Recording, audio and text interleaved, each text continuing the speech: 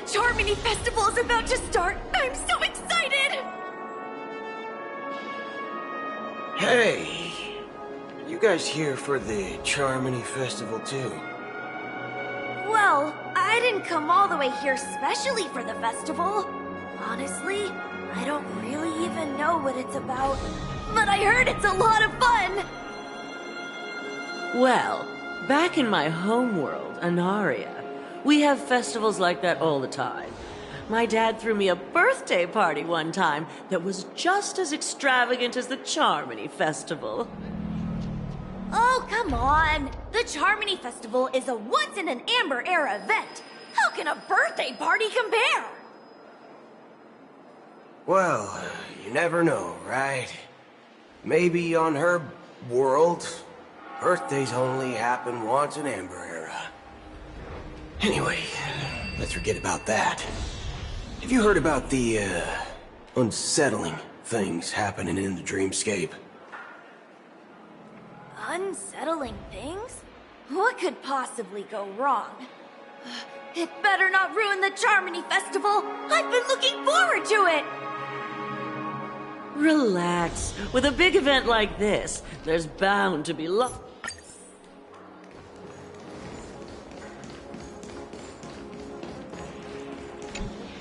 Greetings. Back already? Hasn't she returned yet? Nope. I'm starting to wonder.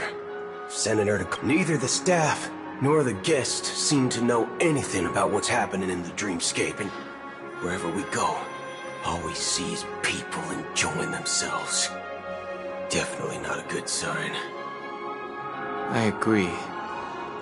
Another unusual thing is that the Oak family is supposed to be in charge of organizing the council and managing everything inside and outside the dreamscape.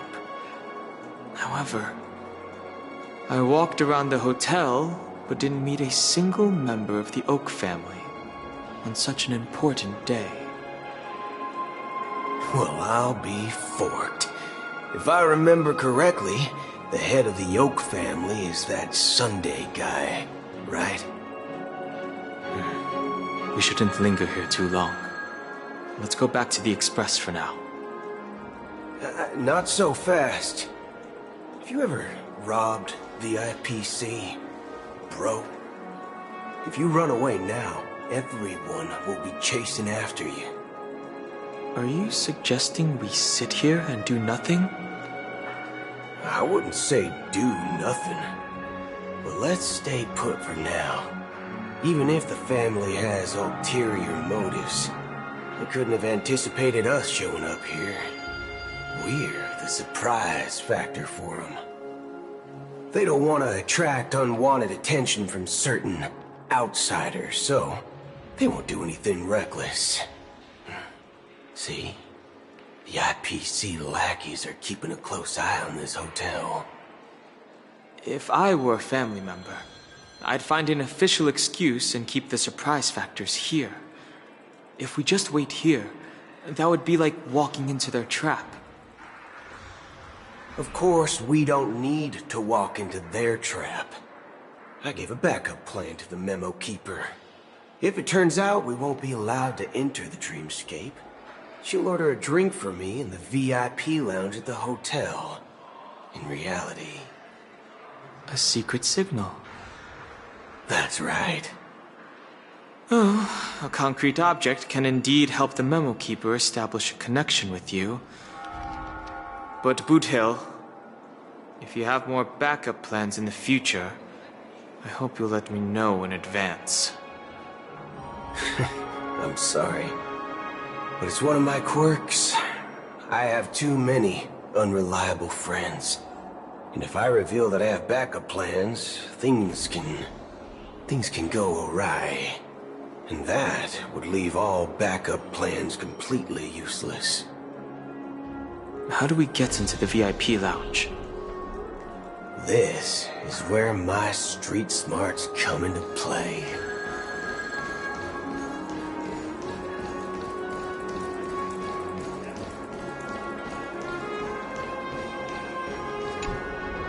You're the lobby manager, right?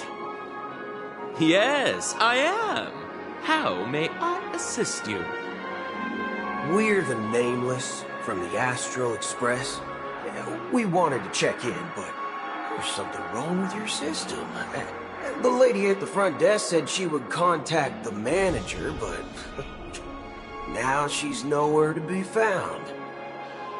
We've been waiting here forever, without any food or water. What the fork, man? Is this how the family treats its guests? Is this your idea of street smarts? Starting an altercation? It's called standing up for your rights. I apologize for the inconvenience. Please wait while we try to contact Mr. Sunday. I'll arrange 2 premium seats in the VIP lounge so you can rest there while you wait. See? Just like that. Just don't call yourself Nameless next time. Wow, this bar's something else. Certainly worthy of the planet of festivities. Good evening. Let's give the memo, just in case. How long has this rain been going on for? I used to believe, just like you, that it would eventually stop. Years and decades passed. And in the end, such hope faded away before the rain did. Looks like the God you mentioned doesn't exist after all.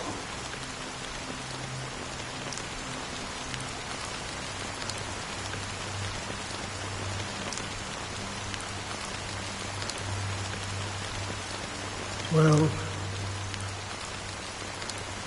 let me share a story with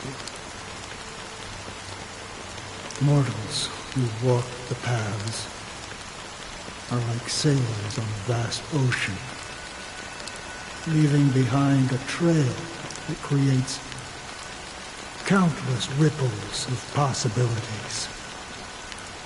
These ripples last longer than the fleeting lifetimes of humans. And for some, their presence leaves such a strong mark that it's reflected in the waves. Like those shadows on the ocean. Sin-thirsters, the obsessions of the Pathstriders, they emerge from the depths of IX, seeing themselves as masters of their own destiny, unknowingly repeated the actions of their past lives. They emerge from the nihility and head toward it, leading purposeless lives. However, these hollow phantoms, they were once my dear companions. A group of Galaxy Rangers. Are you watching over them? Watching over them? No. I'm guiding them toward transcendence. It was a brutal war. A crusade that shook the universe. The unwavering determination of the Hunt followers persists even in death. So someone must guide these lost souls to their life beyond. They were heroes in their time. And they shouldn't be reduced to mere puppets of nihility. As for me, I've suffered too many losses on that battlefield to advance any further. And that makes me the most fitting person to carry out this task. But you know, these sin thirsters, they're not who they used to be. Does this seem pointless to you? Well, some tasks have to be done, even if they are pointless.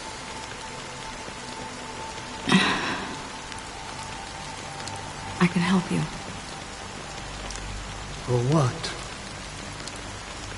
For the meaning of the nihility. That's what I've been seeking. I see. After all, this realm is off limits to ordinary souls, right? Thank you, stranger. I wish that you find what you seek. Before we part ways, I have one more question. It is true that their actions and even their entire lives may seem pointless from our perspective. But if, and it's if, this... A good question. And a profound one. I don't know the answer. What I do know is that one day I too will pass away. I hope that when that day comes, someone will stand at my grave and place a bouquet of flowers.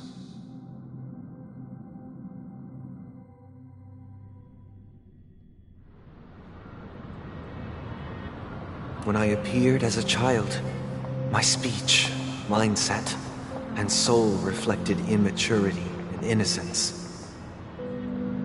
As I grew into adulthood, I left behind my childlike side.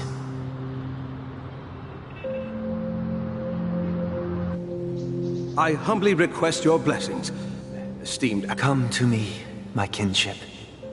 As you wish. I have faithfully served the Alfalfa family for nearly a decade, promoting the path of the harmony to the best of my ability. However, I made a mistake yesterday.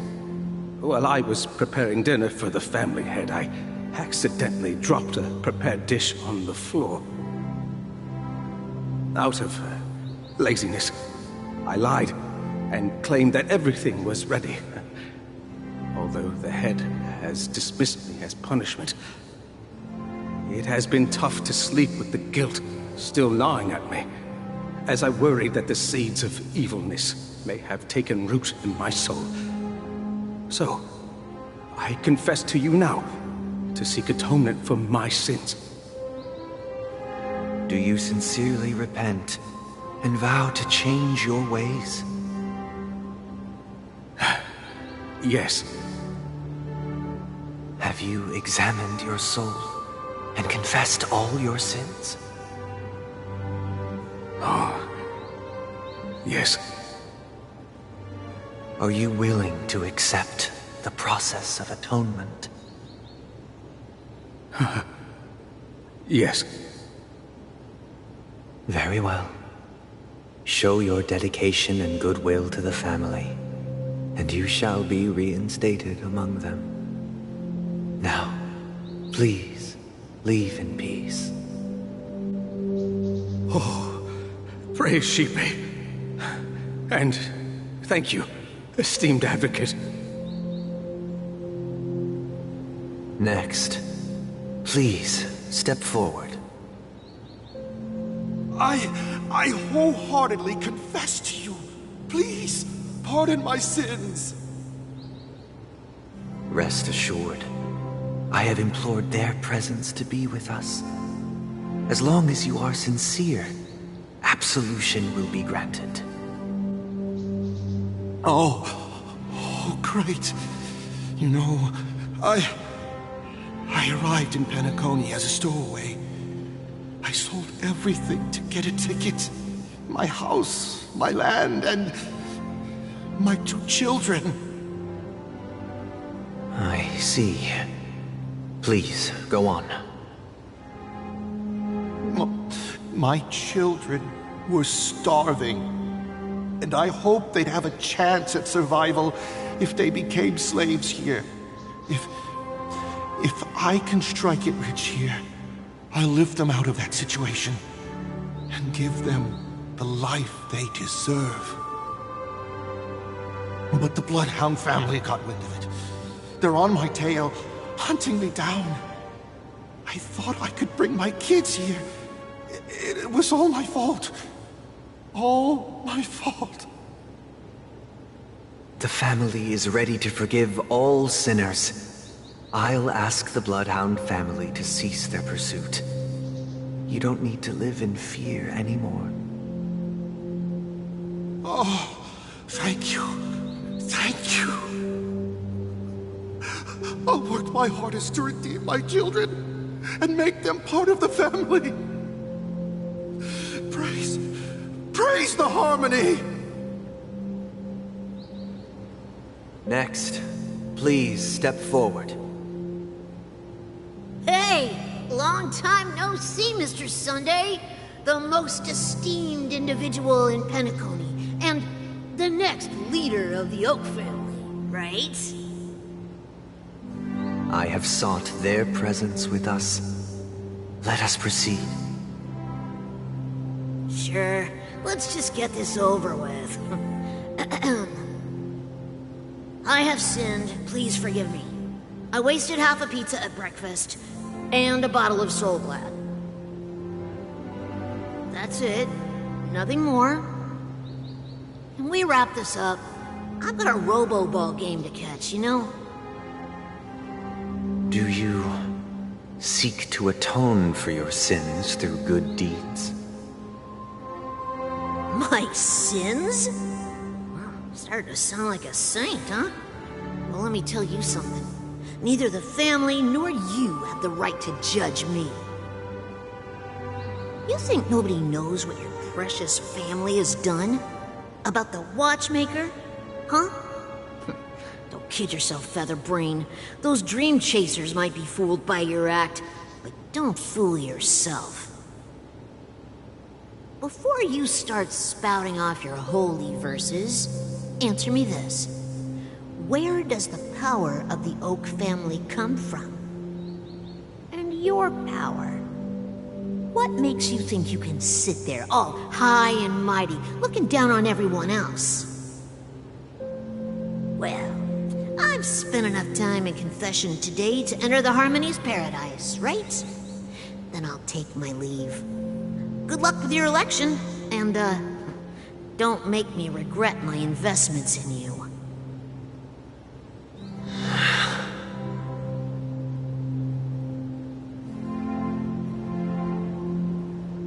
Oh, revered triple-faced soul, hear my doubts. Who can judge the strong when their power hides their crimes? Who can vouch for the weak when they will pay any price to survive? Who can comfort the purest souls when even they get led astray? If the strong defending the weak is truly the foundation of paradise, then who is responsible for the suffering and anguish in this wretched world? Brother? Brother? Brother, are you all right? I'm fine. I've been working long hours, and I just made a trip to Dreamflux Reef and back. So, I'm a bit out of sorts. But it'll all be over before we know it. You've been working non-stop on the Charmony Festival, Mr. Sunday, and no one could have predicted this incident. Even if the Stellaron does pose a grave threat... No need to worry about troubling anyone. The Charmony Festival was meant to spread joy and harmony across the cosmos.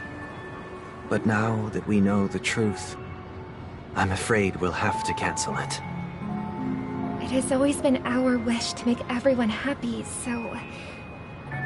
we'll do our best to explain everything to the Dream Master. I'm sure he'll understand. Even if the negotiation does not go smoothly, I'll refuse to go on stage. Without the Chord Master, the Harmonious Choir would not arrive, and the Charmony Festival would be just a grand performance, and nothing more. I'm relieved to see your determination. You know, since arriving in Penacony, we haven't had any contact with this Dream Master himself. I'd heard of the heads of the 5 major lineages, but the Dream Master is a mystery to me. The Dream Master rarely grants an audience, even for us. But, given the urgency of the situation, he's agreed to meet us in person. Perhaps you'll be the first guest to meet the Dream Master in years, Mr. Yang. Let's hope we can reach a consensus that satisfies everyone. Indeed. Let us hope so. It's about time. We'll have to get ready for the meeting. I apologize for any inconvenience caused by the urgency. Don't worry. I'll be waiting here. Here, it's Mr. Sunday! Hey, come over here!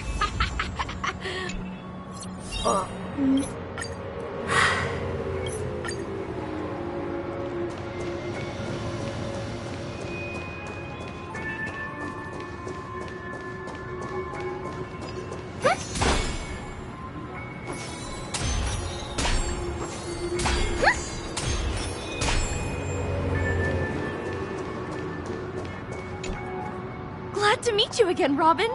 How are the preparations for the Charmony Festival coming along? We're all so excited about it. It's going smoothly. Thanks for making the trip to join the festival. You're too kind, Robin. It's a pleasure to have guests from all over the universe celebrating Day.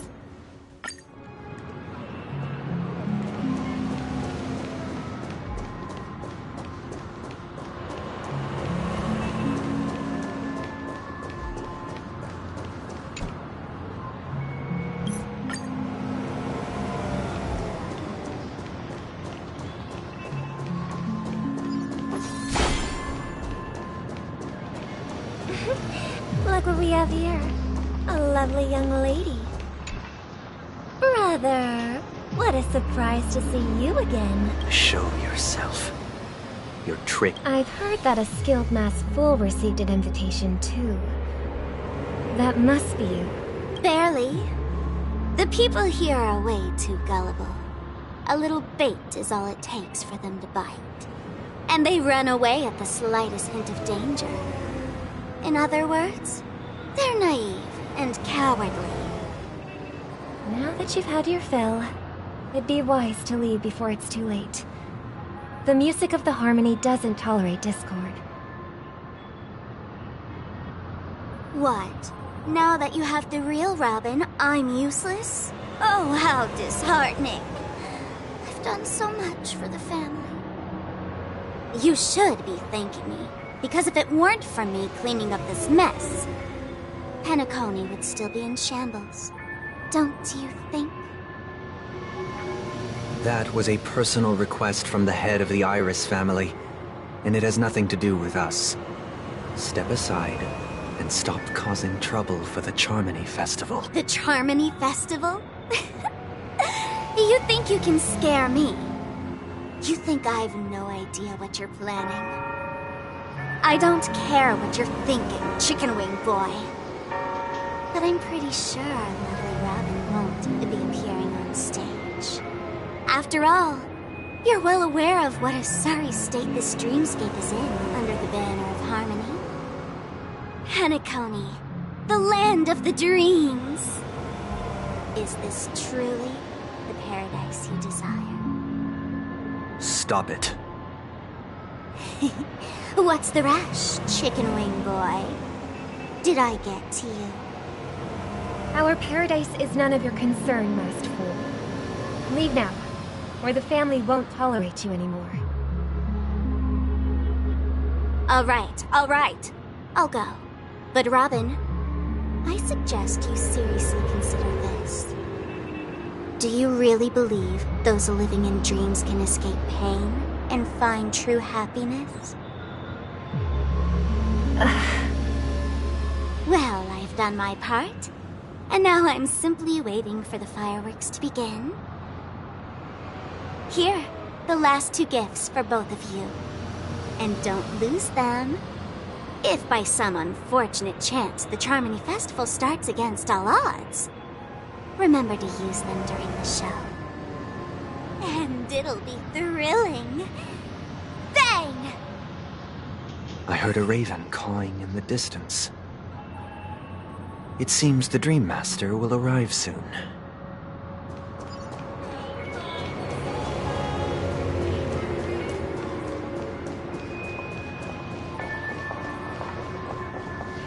Let's wait here for the Dream Master to arrive.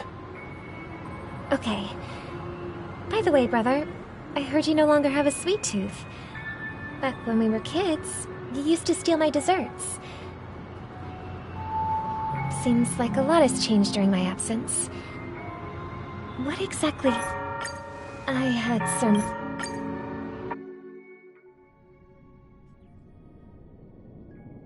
You're back sooner than I thought. Any results? Yes.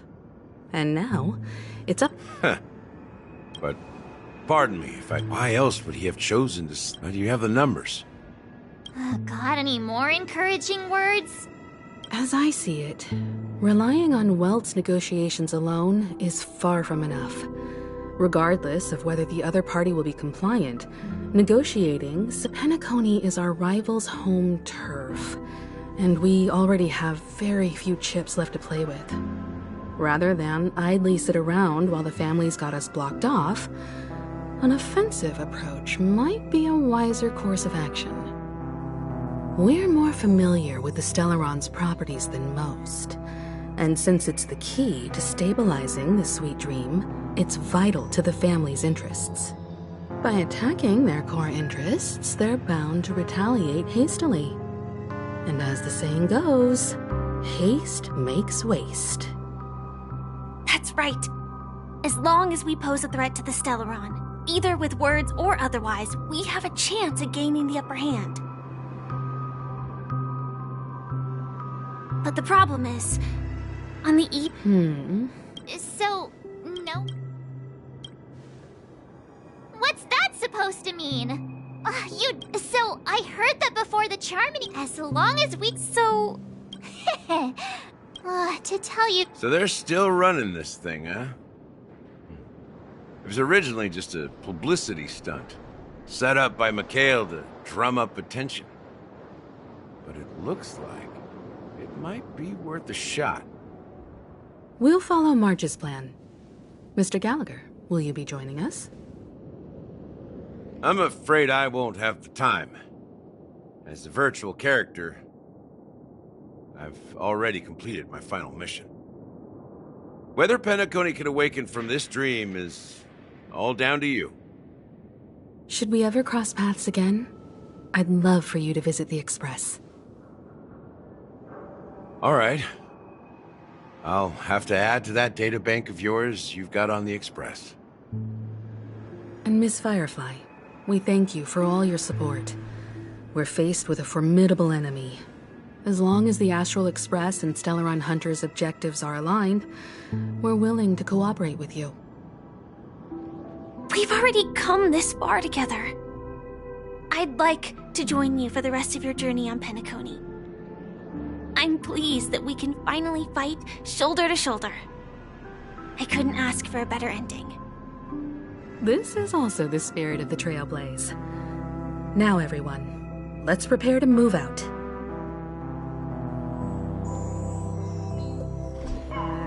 Ladies and gentlemen, welcome to Scorched Sand Hall. This is where challengers thrive and dream chasers shine, all under the watchful eye of the entire universe.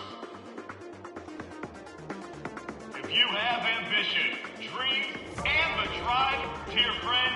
The next... Oh, wow! They've really outdone themselves! Behold! Here come 4 friends with spirit high and full of steel.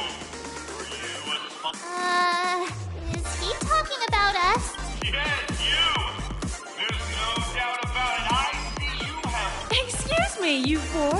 As the last group of contestants, Would you be open to a brief... Your journey is long. The sword and road! a knight's head is hard as... People are pouring... Ladies and gentlemen, please. Coming towards us now is one... Allow me to introduce myself. I'm the director of Soulglad's factory, Ideen Lee. My 4 friends, introduce yourself. Hello. Can't hide it any...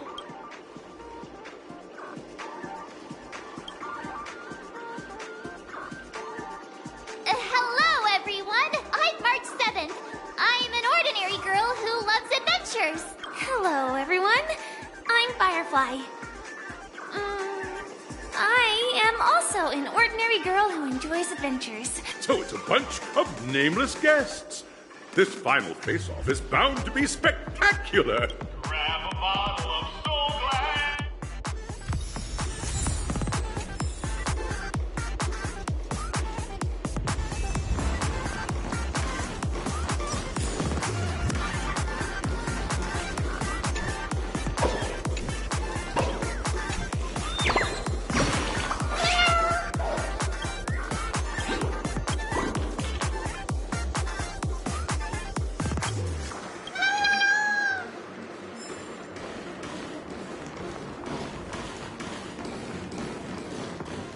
This place is buzzing. That's right. This venue is a miniature representation of that time known as the era filled with boundless possibilities.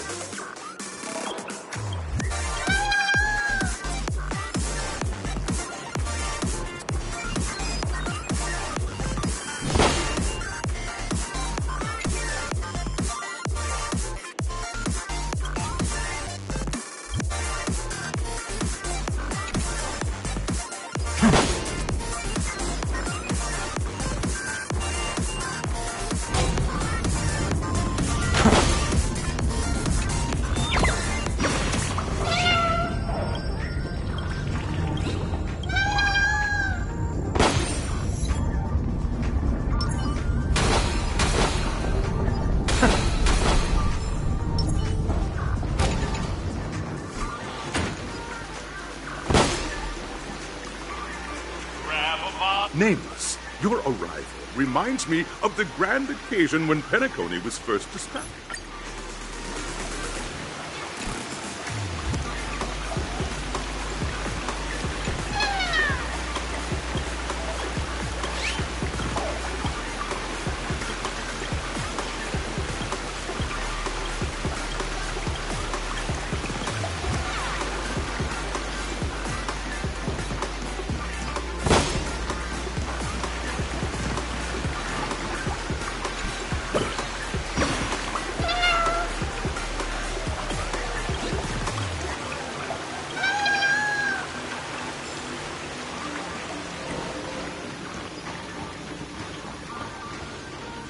Welcome to in the school. Now,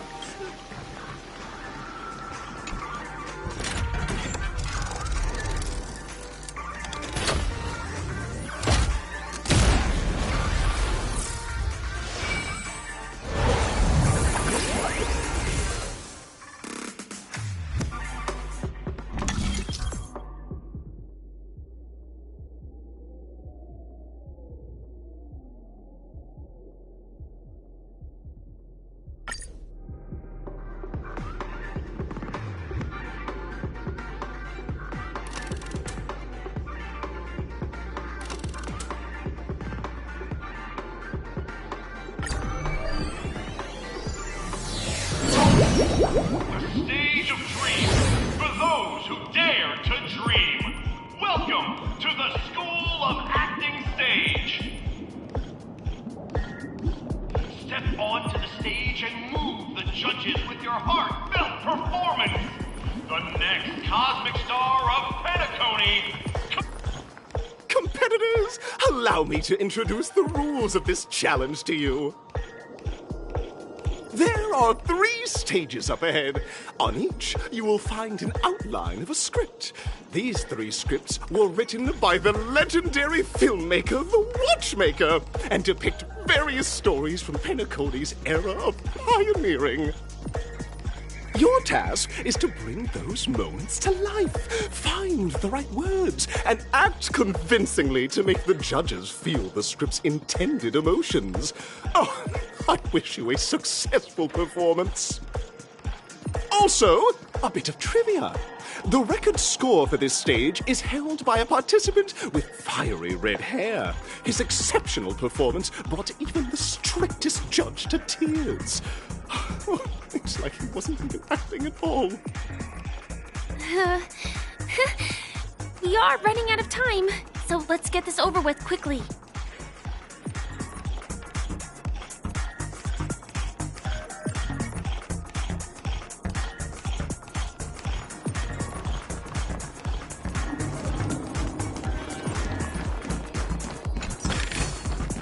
Is this also a blessing of the Trailblaze?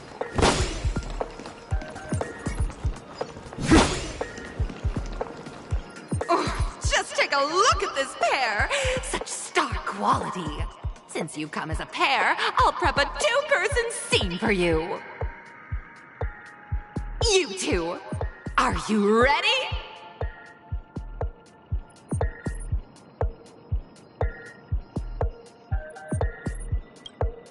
Envision that you both, driven by the spirit of exploration, are arriving at the land of dreams that is Penacony for the first time. But instead of lush lands, you find yourselves amidst swirling sands and desolation, far from the paradise the Watchmaker described.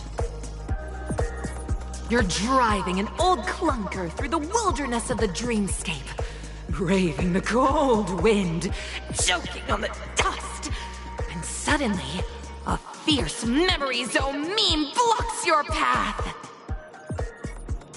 Now, Miss Greyhair, what line would you deliver to express your disappointment in Penacony?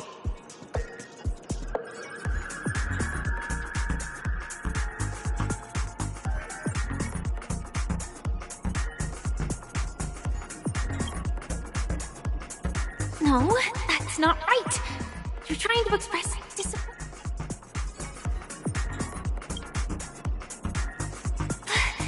Do you usually express Very good! Now, though you're disappointed, your screen partner is conversely very enthusiastic. Now, young lady, you will say... This is great! I love living on the wild side! Very good! Very intense! And then we cut to the story's next scene. You find a job mending the rails, but the days are long and your endurance can't keep up, and you finally collapse in the endless expanse of desert. Suddenly, sweet rain falls from the sky, wetting your lips and rousing your spirits. Now, Miss Greyhair, what line will best express your surprise at this moment?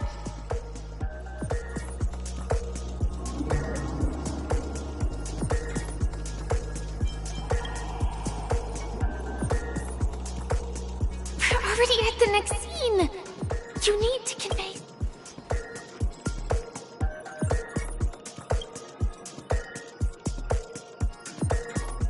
But at this moment, you're...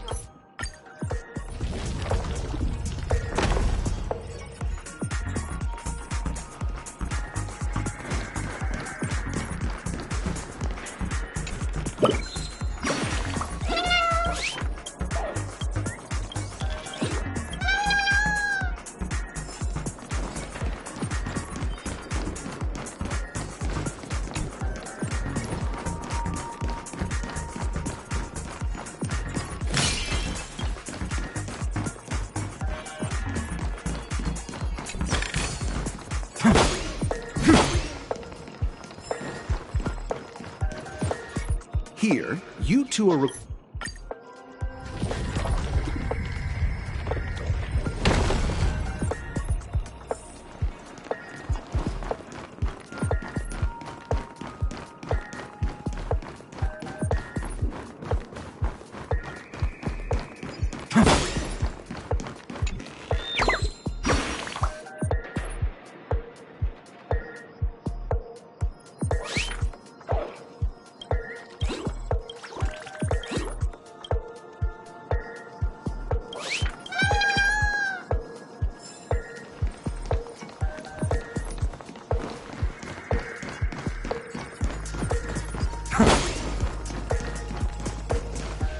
Welcome to the...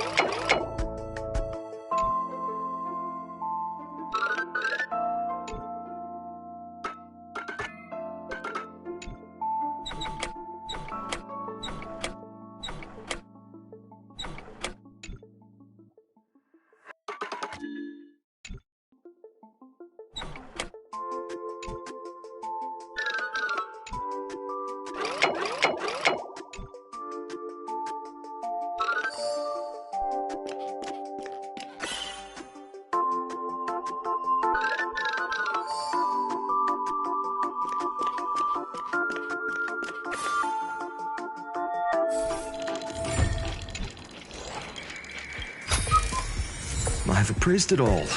No fakes.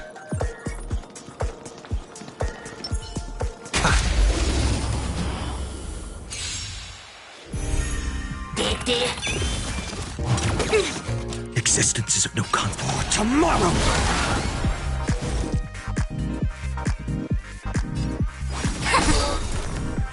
Serenity is before me. No other future will come! Existence. A quick. I'll see you. No matter. For tomorrow. I've heard the call. Torment and doubt, farewell. A future will come. You chose the wrong enemy.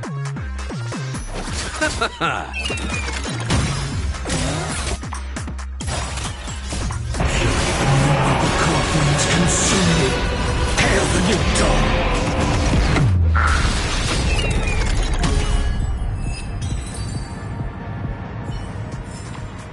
A vast journey awaits. Venture and observe.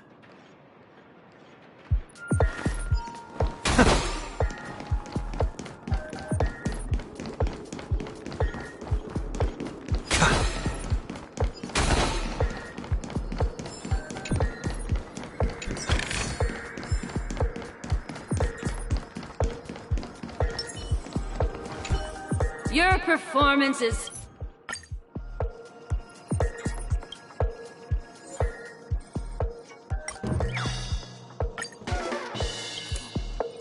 Cut! A mogul who went from... We have passed A mogul who went you pass with full...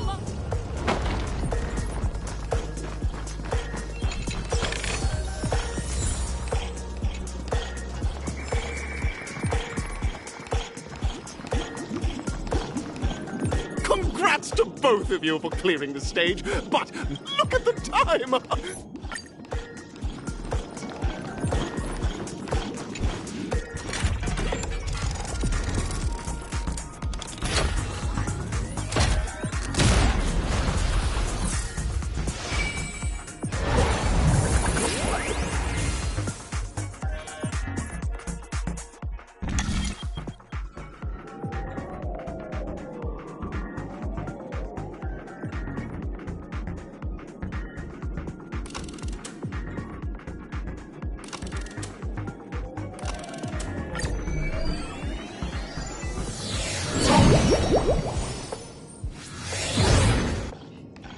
Dear friends, welcome to the enchanting universe created.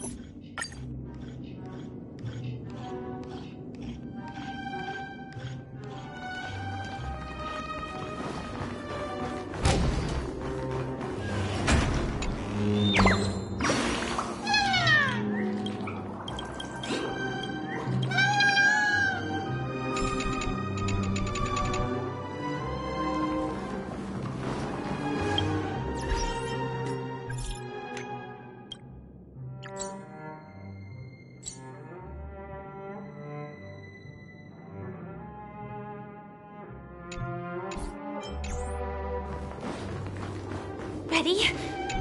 1, 2. Are we Very in this, alas.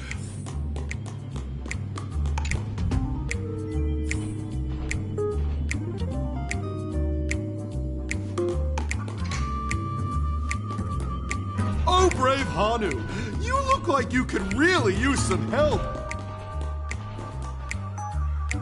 Long time no see.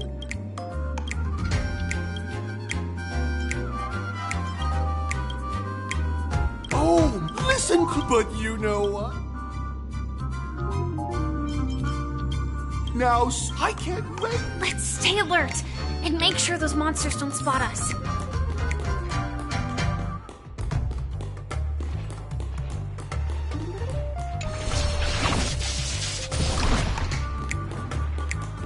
Look up there! If we can push that thing down, do you think that would do the trick?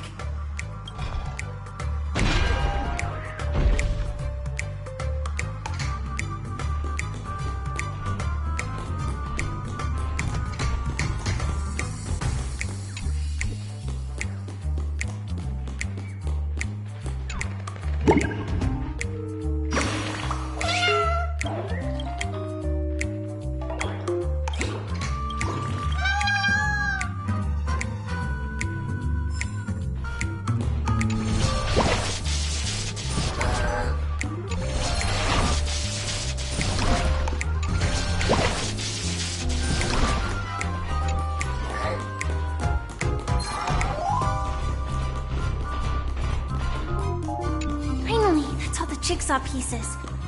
Let's hurry back.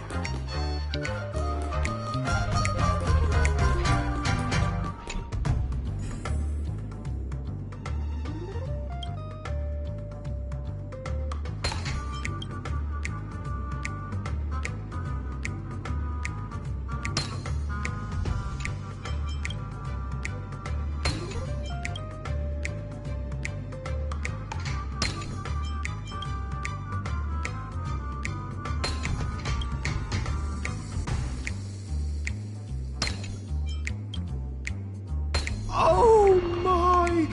The exquisite sensation of perfect alignment. Hurry now! Such...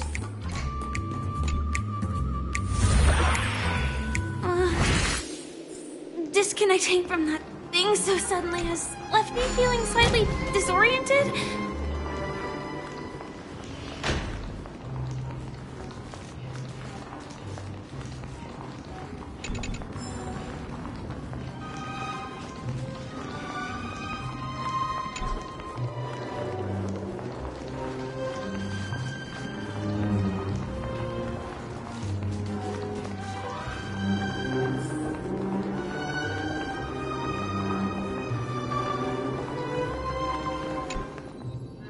Is that Hanu?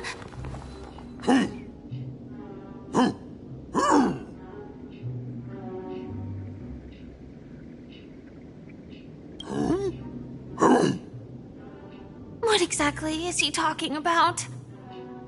Tick-tock! It's time for me to make an appearance!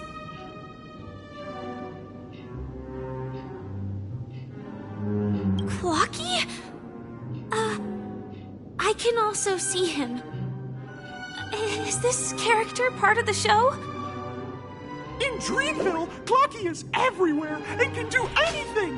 Like right now!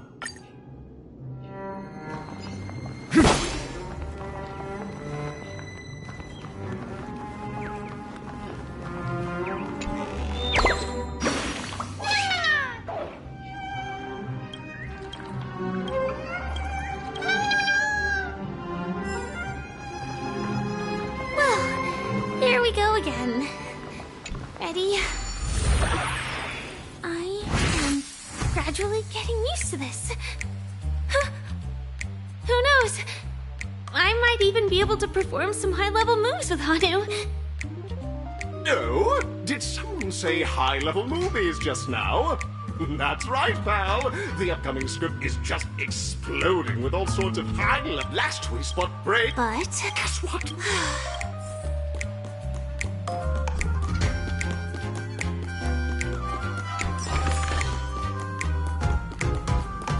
The storage room. It's behind the shelves, right?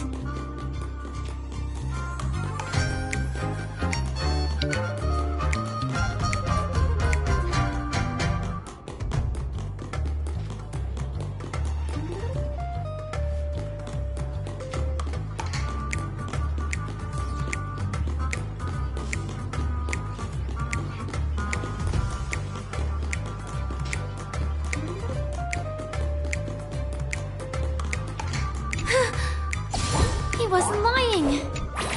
There's actually a bazooka here. Now we should have a way of dealing. This thing feels just like the soaring locust too.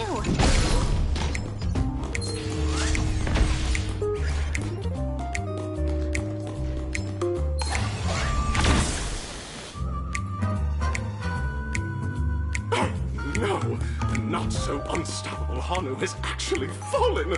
Quickly, return to the battlefield and seek revenge against the bad guys. Oh my! The unstoppable Hanu has been spotted. Everyone, please proceed with caution.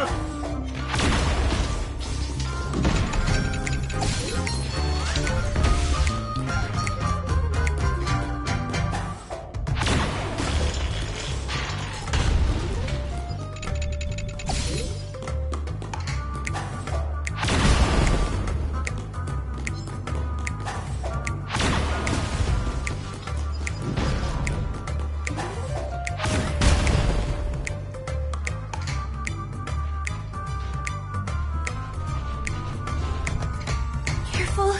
It looks like we...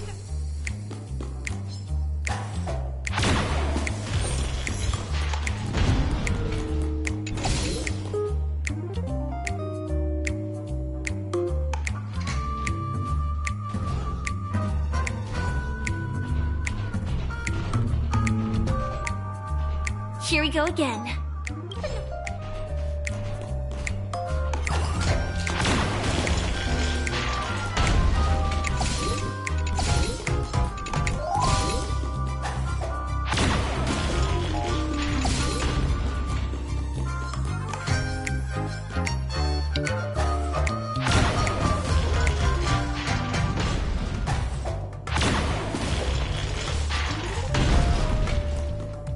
That should be all of it. Oh, Mummy!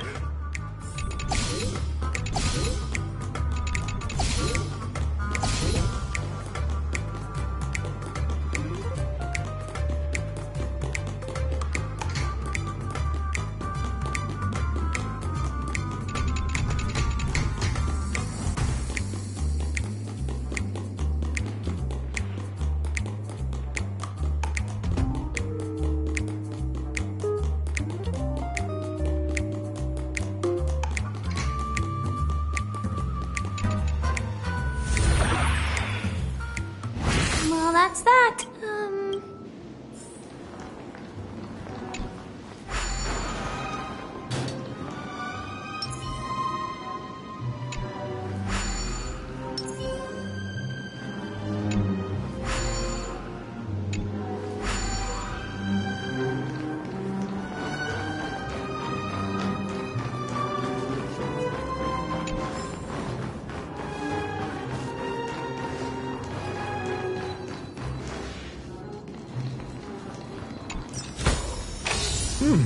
Pretty good luck.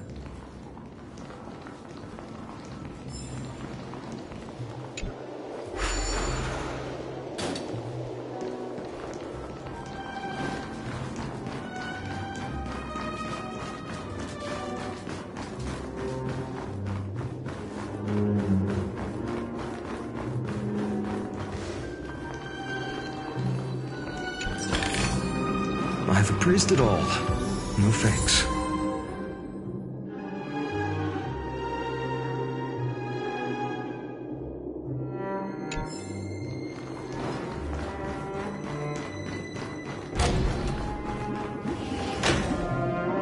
Congratulations!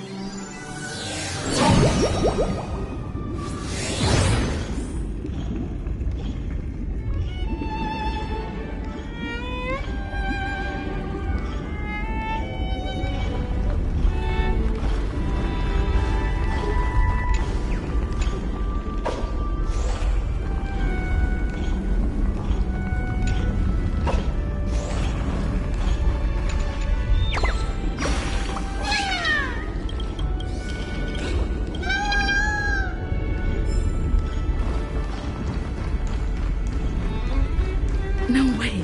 I think I just saw someone. Someone extraordinary. Is this also a blessing of the Trailblades? A day of peaceful repose.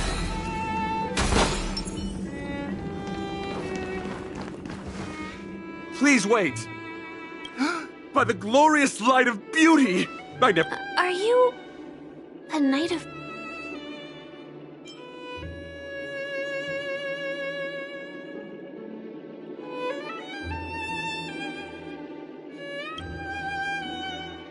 You've already heard of my humble title else upon hearing of the impending festivities. Fortunately, the many...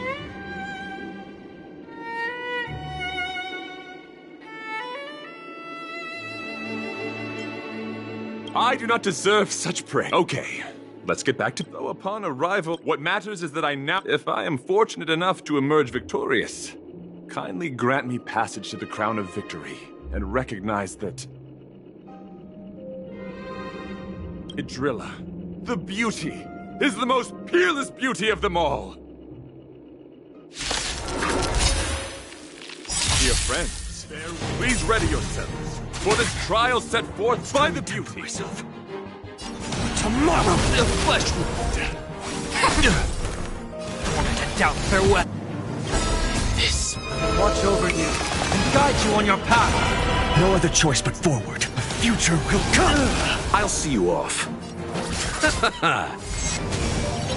You're fighting a gentleman. Put forth all your might.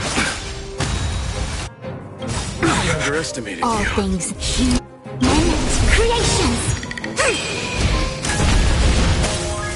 Eternal sleep. The dead returned! Existence is of no comfort. Tomorrow, The flesh I see through together as one. will overcome. The serenity is before. coffins consumed. So tear the sky. Your fictions, friends, are indeed ours. The laurels of victory belong to Idrilla. Put forth all your might.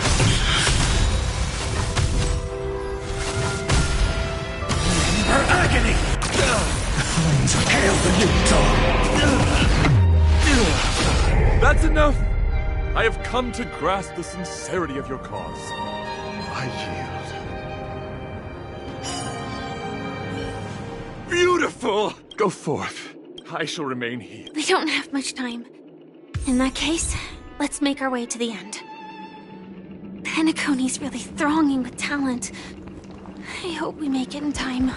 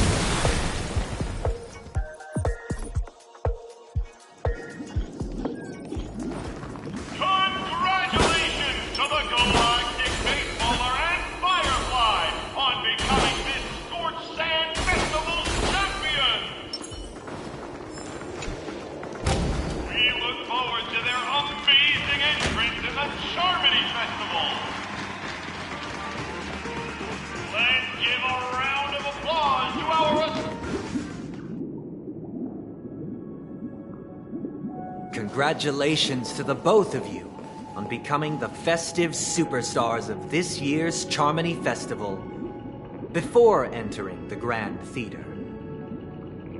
I, on behalf of the organizers, extend my sincere congratulations to you, wishing you joy under their radiance.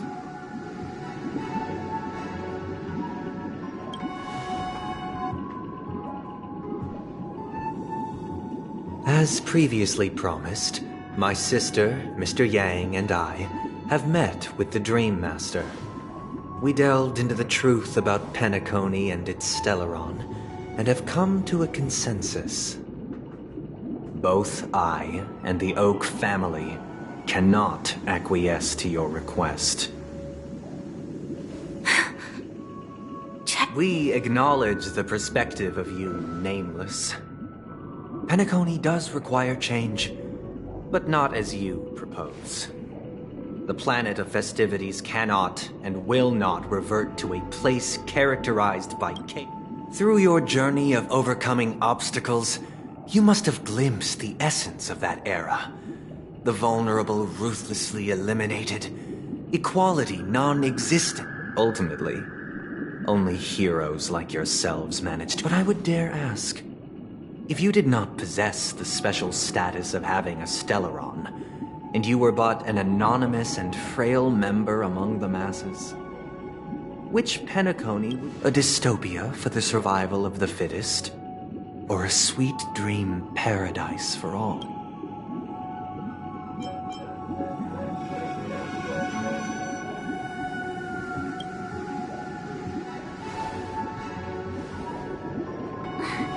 That's not the point! Don't let him mislead you! Mr. Sunday, even if the members of the Oak family can't fully agree on what to do about the Stellaron, now's not exactly the time to be holding an extensive discourse about Penacony's past and future, is it? The Stellaron issue concerns the life and death of everyone on Penacony. If anyone has a better suggestion, the crew is more than willing to listen. Also, it'd be best to tell us the ins and outs of that meeting. This way, we'll at least know what Welt and Ms. Robin are dealing with, and the reason why they failed to make our appointment. Ah, Navigator. That is precisely my intention. With all present, let's begin by discussing the details of that meeting. Let's talk about our tribulations and choices, our ideals and beliefs, and our final course of action. The only path to take.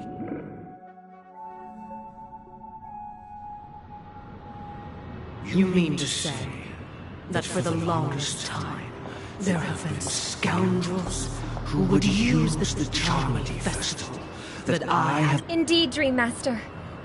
Once the Charmony Festival begins, the Stellaron's powers, along with the song, will be broadcast across the entire planet of Penacony. And then everyone in their dreams will be on...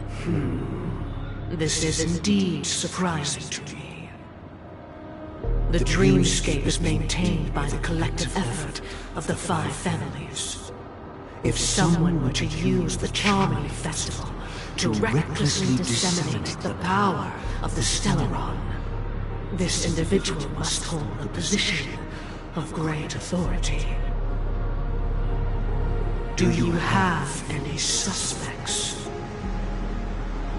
I'd like to ask, did you really not know of the Stellaron's existence? I would have never thought that this Nameless would point the spear at me. Quite astonishing indeed. If I have offended, the Astral Express extends its sincere apologies. But the current circumstances are dire and leave no room for meticulous inquiry. We're doing this out of concern for the dreamscape's safety. So, if you could, please alleviate our concerns. Dream Master, it's just to prove that the Charmony Festival has nothing to do with the Stellaron.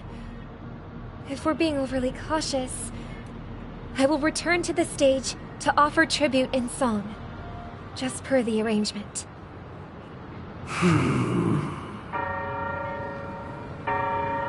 Sunday, Robin, I've watched you two grow up and know your dispositions like the back of my hand.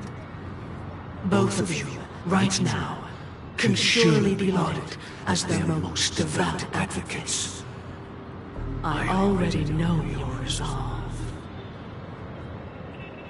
The magnitude of this matter is enormous and cannot be taken lightly. Since Mr. Yang has asked with such earnestness, I will personally respond in kind. If there is a need, the entire Oak family will be mobilized to heed your call. Someday, might I ask you to beseech them to cast their light unto me, and question me in their stead, so that no lies may be concealed? I will do as you command. Robin, could I entrust you to be present as a witness, to document the truth, and to proclaim my innocence, so that all slander may be utterly dispelled? I will do as you command. May thy will be carried out on earth, just as it is in the heavens. Oh, triple-faced soul, please sear his tongue and palms with a hot iron, so that he will not be able to fabricate lies and make false... Let us begin. There is nothing else to prepare. Understood. Question. Have you devoted your life to your god? Naturally. Do you love your god as you do yourself? Naturally. Have you strayed from the path expected by your god, betraying their... Never. Have you ever been inordinate with your asks of your god, coveting more than the foundation of... Never. Then, a final question. Do you swear to fulfill all vows? With the Eon as my witness, if I do not deliver on my words, or if I renege on my vows, may I be cursed in accordance with divine law. They have seen your faith, and have endorsed your faith. With this, it can be evidenced... Just a moment. What is it, Mr. Yang? I have another question I hope to have answered. To my understanding, the family's harmony and prosperity have never relied on so-called divine laws. The god you both mentioned, are they truly Shipe?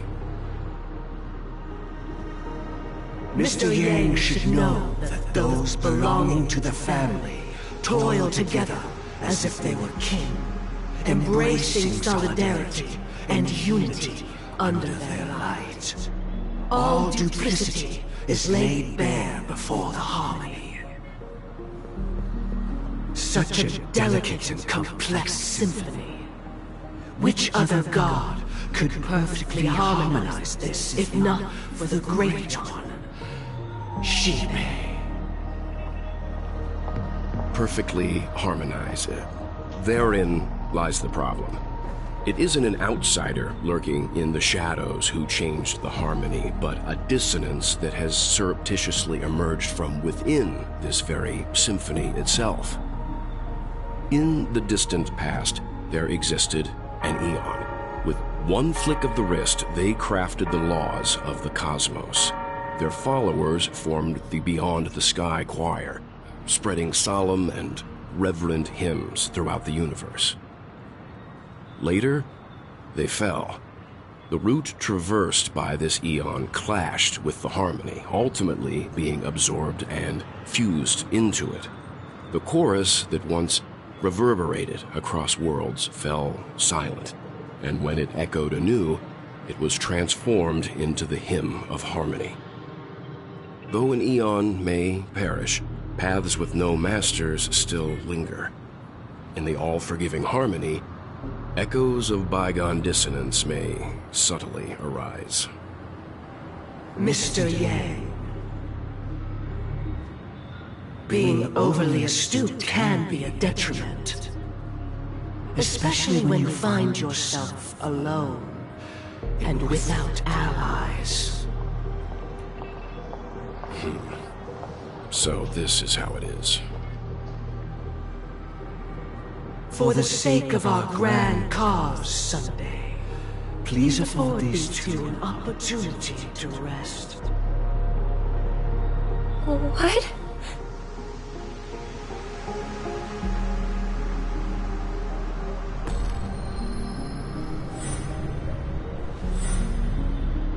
Sorry, Robin. It's just you.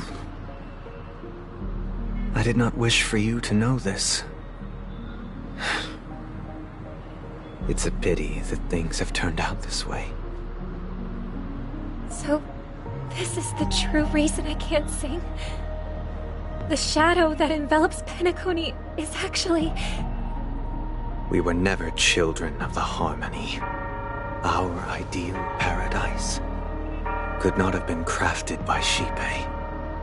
True bliss can only be guaranteed by the one who transcends the many.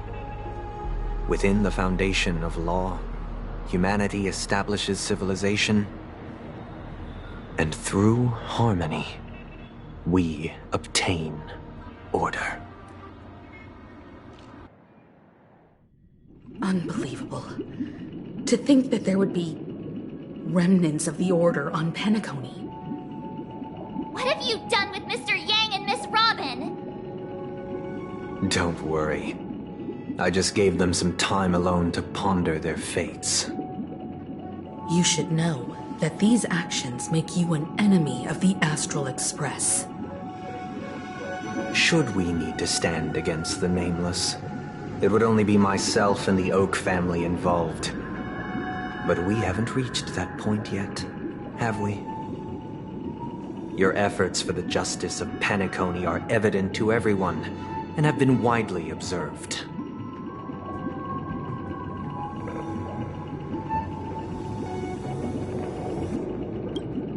Smart kid. If it is the Order that drove you to imprison Welt and Robin, and you're using them to coerce our compliance, then there'll be no point in entertaining any type of dispute. You're mistaken, Miss Himiko. They are in very safe hands, and just as the family has always proclaimed, no one can be harmed in the dreamscape, least of all in the beautiful new world belonging to the Order. Penacony and the entire universe have witnessed far too much innocent bloodshed. The strong wield their blades against the weak, and the victors push the vanquished to the brink of life. Natural selection. The world abides by this principle, establishing the well-being of humanity atop the corpses of the downtrodden. Only we, or rather, I, possess the power to put an end to this farce. So you've decided to resurrect a dead Eon? No one's ever done such a thing. If Miss Himiko is interested, let's draw back the veil and speak candidly. I've always firmly believed that people can understand one another through peaceful means. I'm willing to divulge the unembellished truth as to the intentions of the Order's Pathstriders, so that you will make better judgment for the Astral Express, for Penacony, and for this stretch of the universe. Words can hardly do justice to the beauty of that ideal. So, come with me, everyone. Let us retrace our steps and see once again where this road leads. Huh? Where'd he go? Welcome. This isn't any location in Penacony's dreamscape. It's my inner world. The reason the scenery before you remains unchanged is because your consciousness has drawn on similar concepts to fill in the gaps.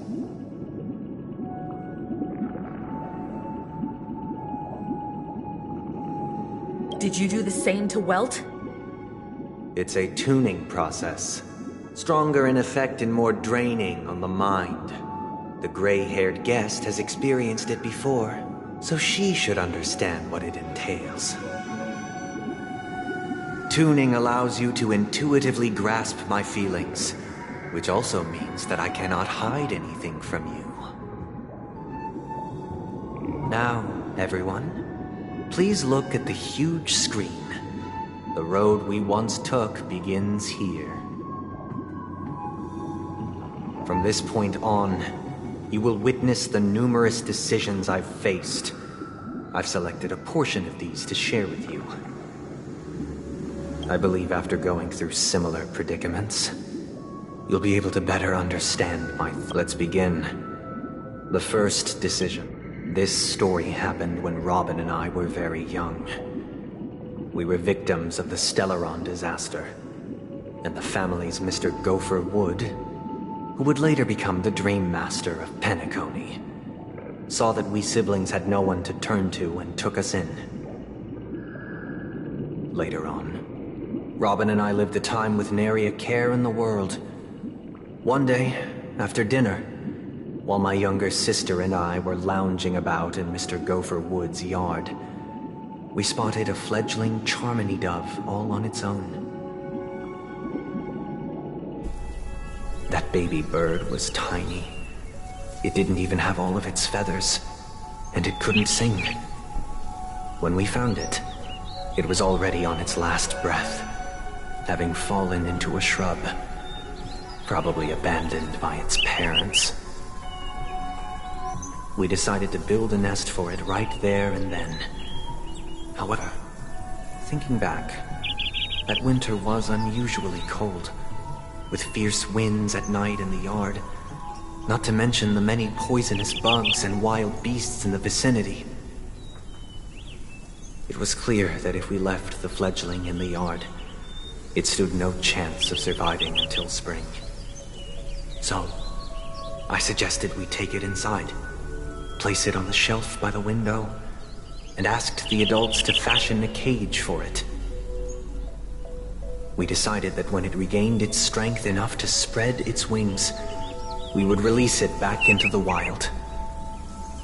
The tragic part, something that we'd never considered, was that this bird's fate had already been determined long before this moment. Its destiny was determined by our momentary whim. Now, I pass the power of choice to you all. Faced with this situation, stick to the original plan, and build a nest with soft net where the Charmony dove fell. Or build a cage for it, and feed it, giving it the utmost care from within the warmth of a home. I eagerly await your answer.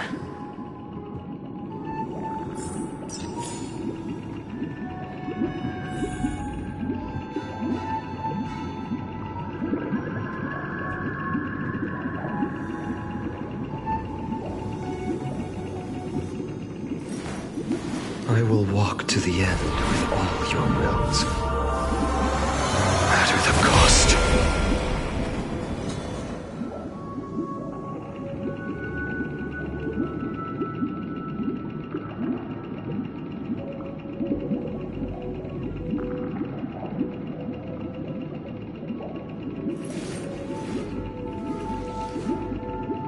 So this was my childhood dream, huh?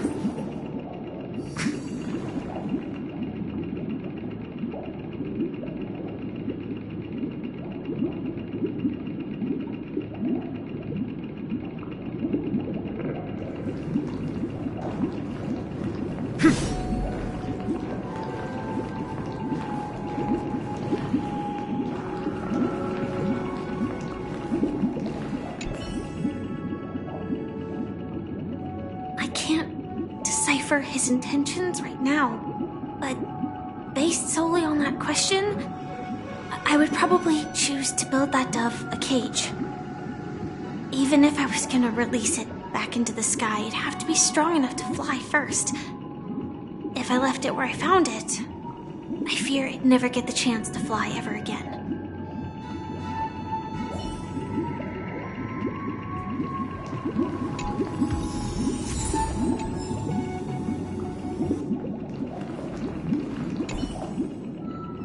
It looks like he really has no intention of imprisoning us. If it's just a quiz, I suppose it's fine to humor him. Back to the question. I would personally choose to build the little Charmony dove a cage. No special reason. I do think that a fledgling should have the right to fly into the sky. But if it...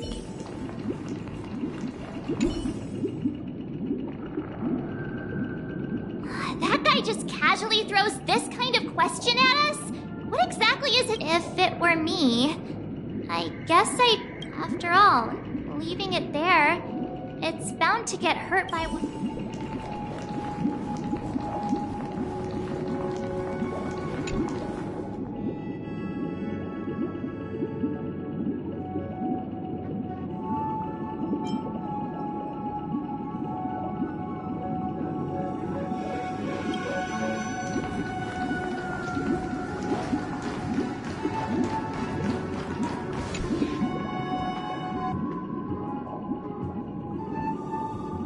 I'm happy to see that you made a choice similar to ours. If your mind is made up, we passionately nursed it back to health, preparing only the best food for it every day. We even preened its feathers. Later, on the day that I watched it for a long while by the window. Probably about 3 or so days. In those 3 long days, the little Charmony finally, on the 137th attempt, it succeeded. But its attempt did not go perfectly. After flying unsteadily for a while, it fell to the ground, unable to grasp the direction of the air currents. The fall shattered its wings. It writhed helplessly in my embrace. But it was all for naught, finally succumbing to a painful demise. And in that instant, I deeply regret the choices we made. Next, let us head. This story happened when I was appointed as Bronze Melodia, a position exclusive to the Oak family, charged with listening to the It was during that period that I had the opportunity to hear voices from all corners of the dreamscape. Joy, sorrow, arrogance, regret. The complex tapestry of human nature that formed the world. And I was fortunate to catch a glimpse of it. He was a dream chaser, and an illegal stowaway. Just like the rest of them, he came to Penacony in search of a better life, except that, to most people, the price he paid, I suppose you could say it was everything. He told me I sold everything I could at home. The house, the land, even his 2 children. He said he could not afford to raise them, and that at least they could eat if they lived as slaves. He had a plan in place. He would buy back his children once he had made his fortune, and enjoy Penacony's beautiful dream with them. Alas, his plan to smuggle himself was somewhat clumsy, and he was sniffed out after hearing the Dream Chaser's story.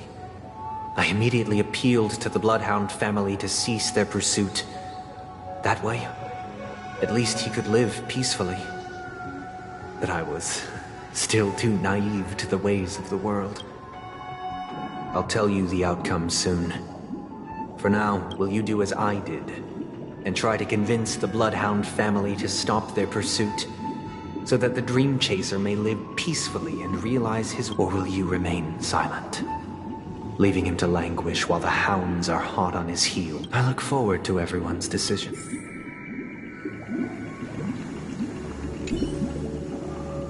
A dream chaser story.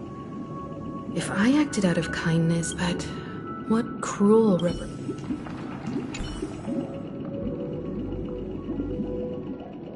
This question, I'd probably choose to ask the Bloodhounds.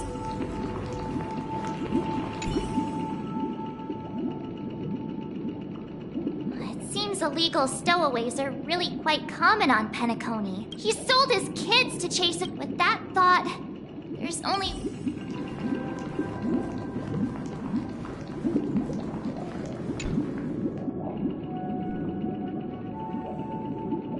It seems you, like me, are pondering whether a different choice could have led to a better outcome. Say he never gets caught.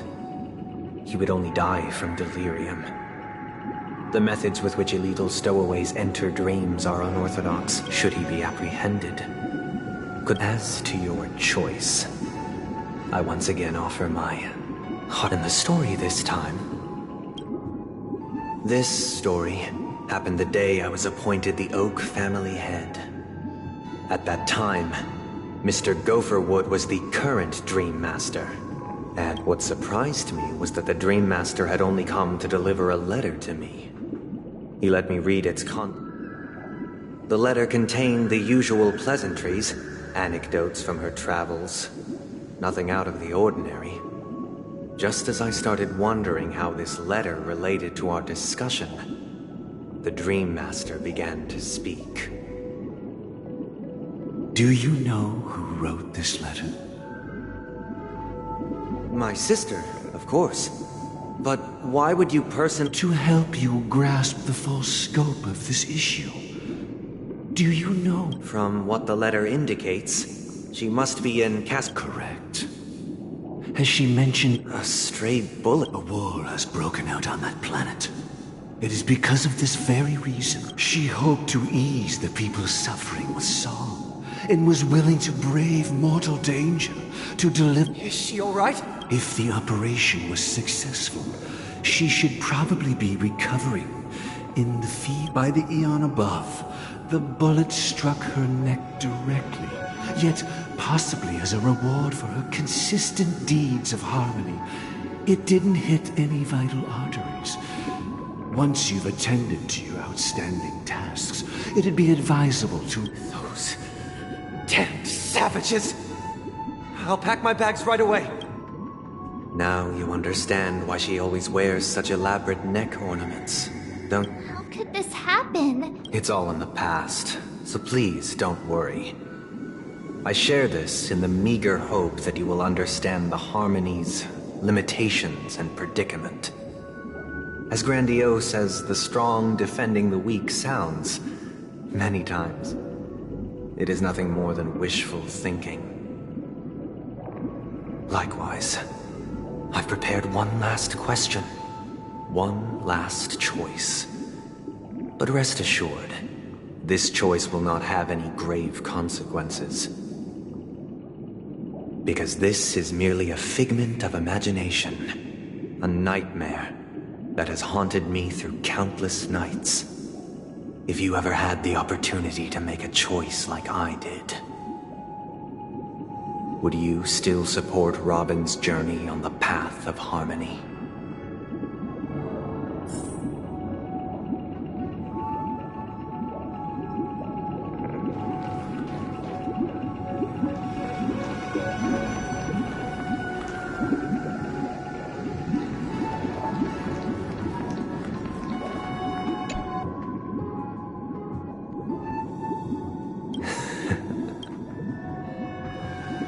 I am now aware of everyone's stances.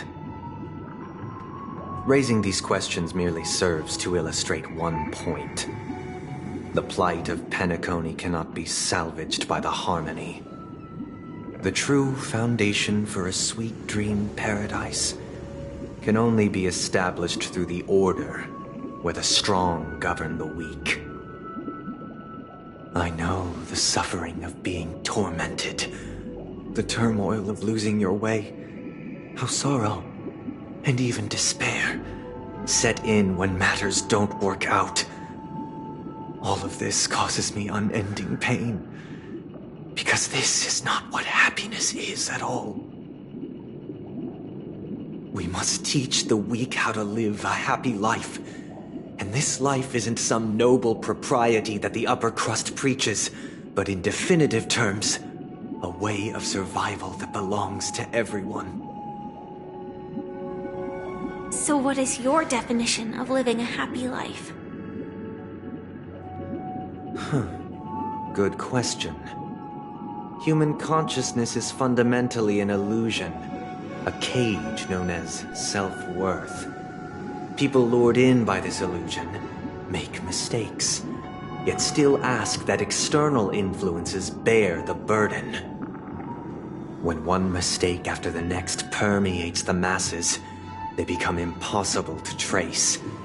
Thus, the amassing of these individual cages culminate to form a prison, a place dictated only by the rule of survival of the fittest. Nature is always accompanied by predation and sacrifice. Its antithesis is known as order. That is what I want to do. Unite people's happiness under the banner of order. They won't need to make bitter choices any longer, nor face the weaknesses of humanity. They can cast aside their primal instincts to build a haven for mankind. Simply describing thoughts is far too abstract, so allow me to provide a simple example. As you all may know, there are societal norms like weekends and long weekends that exist on some worlds. During these hard-earned rest days, people are given the chance to extricate themselves from the stresses of everyday life, allowing a certain tranquility to return to their souls. And it is only on these days that people do not have to adhere to the law where the strong prey on the weak. They can live out their lives happily during these brief intermissions. It's just a pity that 2 or 3 days are still too fleeting compared to the span of a lifetime. From where I stand, society's ideal system should be 7 rest days. Following Sunday, there should ensue a second, a third, and indeed an infinite procession of Sundays. This should be the face of the new world. Idyllic, eternal, peaceful days. And thus, every person can return to their base selves in this utopia.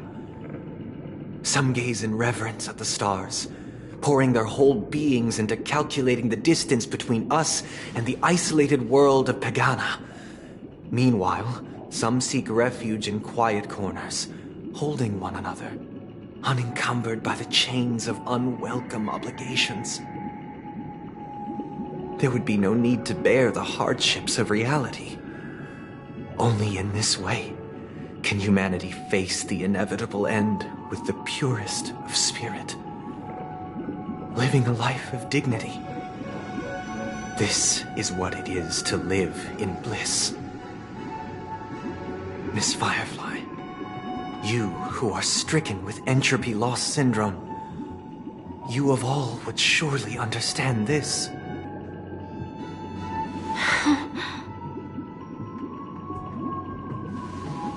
It sounds like a flawless theory.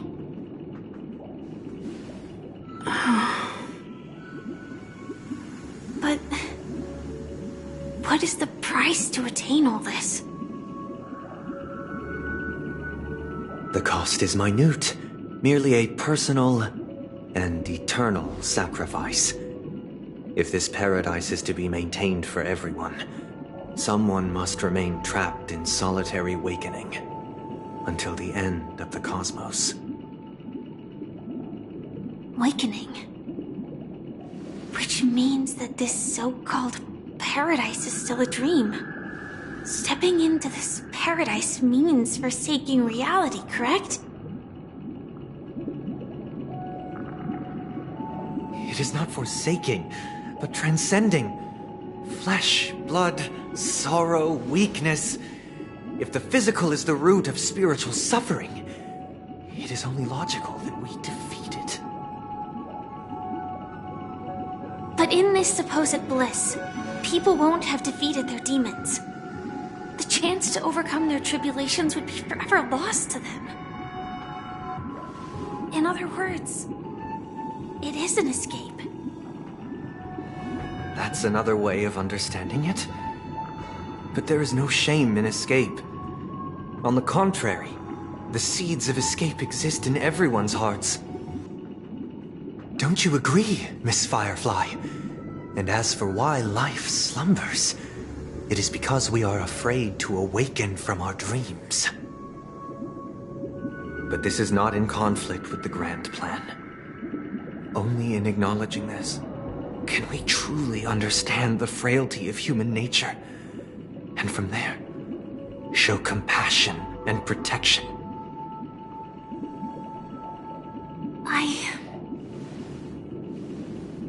I admit that you are a born leader. Your perspective on humanity brims with pessimism.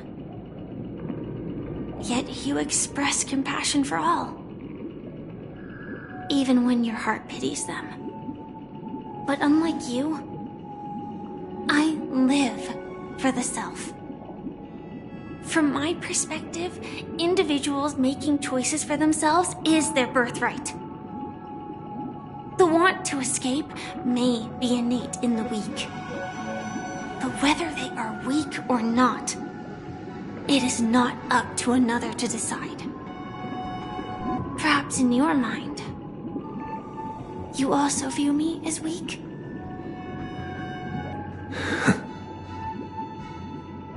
Because I don't think so.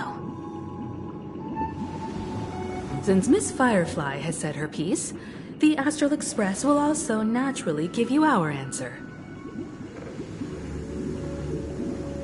We'll leave it to you. Just as Mr. McHale instructed before. Tell him our choice.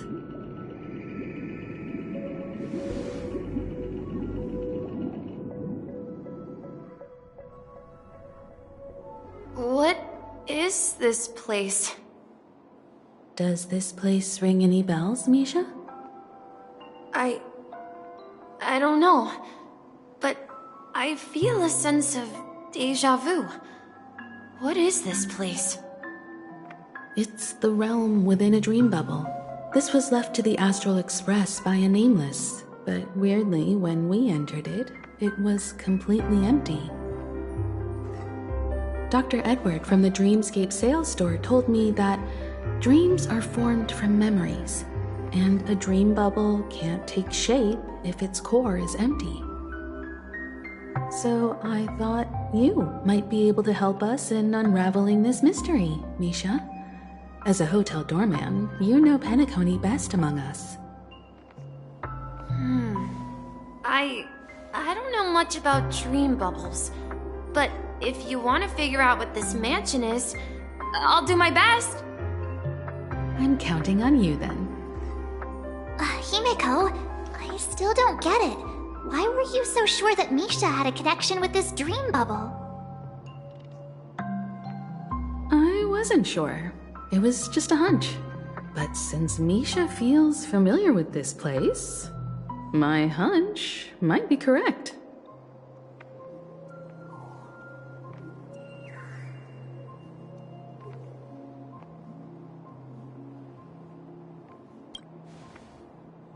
Exactly.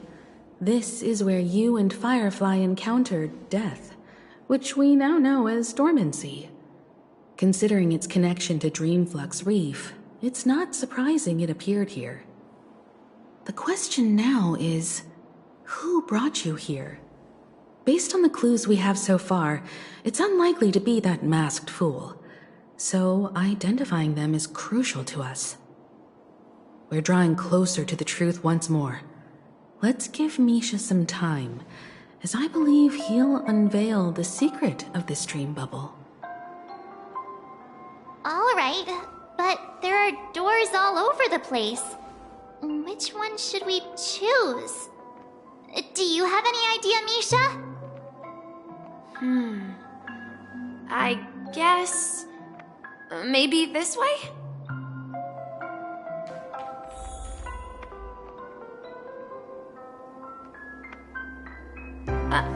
I'm not entirely sure, but... let's give it a try.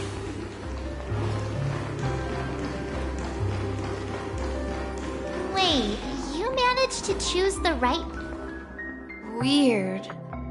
This place is quite different from the hotel. But I feel like I've been here before, and even lived here for a while. If I remember correctly, there should be a fireplace down that hallway. Clocky and I used to sit by the fire, listening to the crackling of firewood. And the room on the other side was the toy room. I loved spreading out all the toys from the box on the floor and making up stories for each of them. Hold on. This doesn't make sense. Didn't I grow up in Dreamflux Reef? So, what is this place? This could be a case of amnesia. But don't worry, Misha. It's common for everyone to forget certain aspects of the past. Those memories haven't vanished. They're just lying in the depths of your mind. We can surely get them back. Since this place seems familiar to you, why don't we explore a few more rooms and see if you can recall anything more?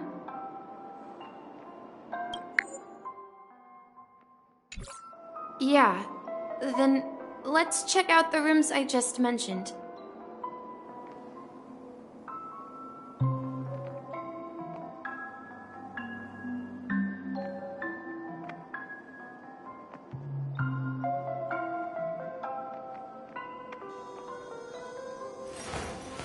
I will walk to the end with all your wills.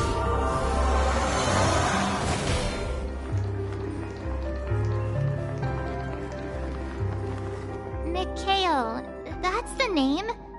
Now we all know him as the Watchmaker. So, who is he talking to? Do you know anything about it, Misha?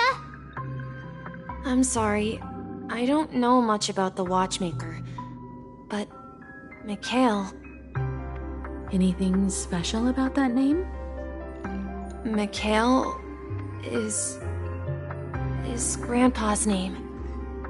Grandpa? Do you mean you're the Watchmaker's grandson? But we haven't heard anything about the Watchmaker having descendants. And the name Mikhail is not rare. Perhaps it's merely a coincidence. Could you tell us more about your grandpa, Mikhail? Yeah, sure. He was a seafarer who fearlessly ventured into mysterious seas and storms. He was always on the sea and had lots of friends who accompanied him on his travels. He didn't want me to call him Grandpa because that would make him sound old. He believed he was still young. The name Mikhail was given to him by his parents, Mihaly and Elise, both renowned seafarers. Every time he came back, he'd share his logbook with me and tell me about his adventures at sea. I want to become a great adventurer, just like him. It appears that the seafarer has nothing to do with the Watchmaker. So, perhaps it's just a coincidence? So, where is your grandpa now? He went off on a new journey, and it's been quite... So, where has Clocky gone? Did he leave to protect Dreamville?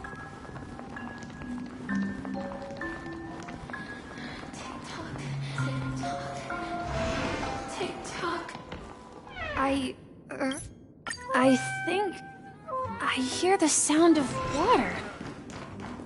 You once mentioned there's a magnificent fountain up ahead. Look, there it is!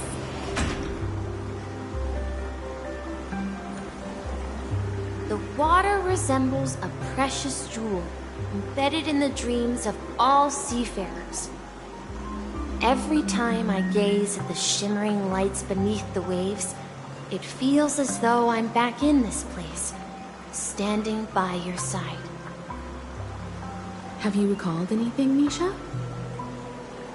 Yeah, I saw these sentences in Grandpa's logbook. He used to say that despite the perils of the sea, whenever he stood on the deck in the afternoon, overlooking the sparkling waves, he would think of this fountain in front of his house. He often said that those moments felt like returning to his family's side, and the difficulties at sea didn't seem quite as challenging. You know, I quite understand such sentiments.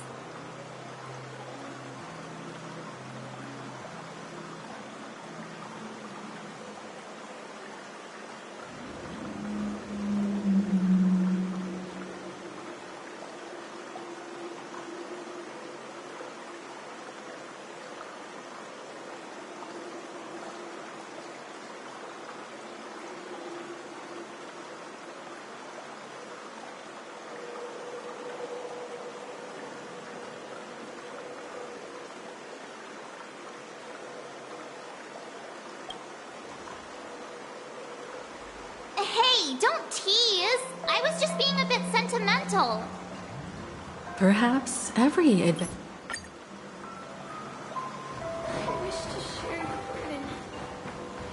We're going to the opposite side, right? No, we should turn left. Huh? Something feels different. Up ahead is Grandpa's study. The atmosphere in this room feels... Destination! This is the dream jigsaw. Do you remember? Hey! Looks like we're just one.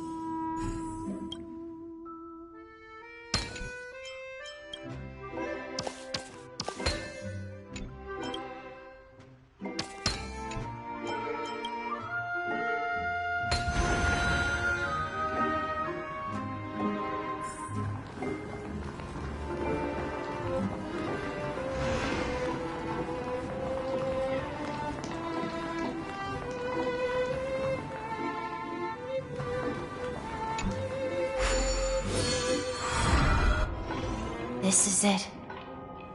This is my room of clocks.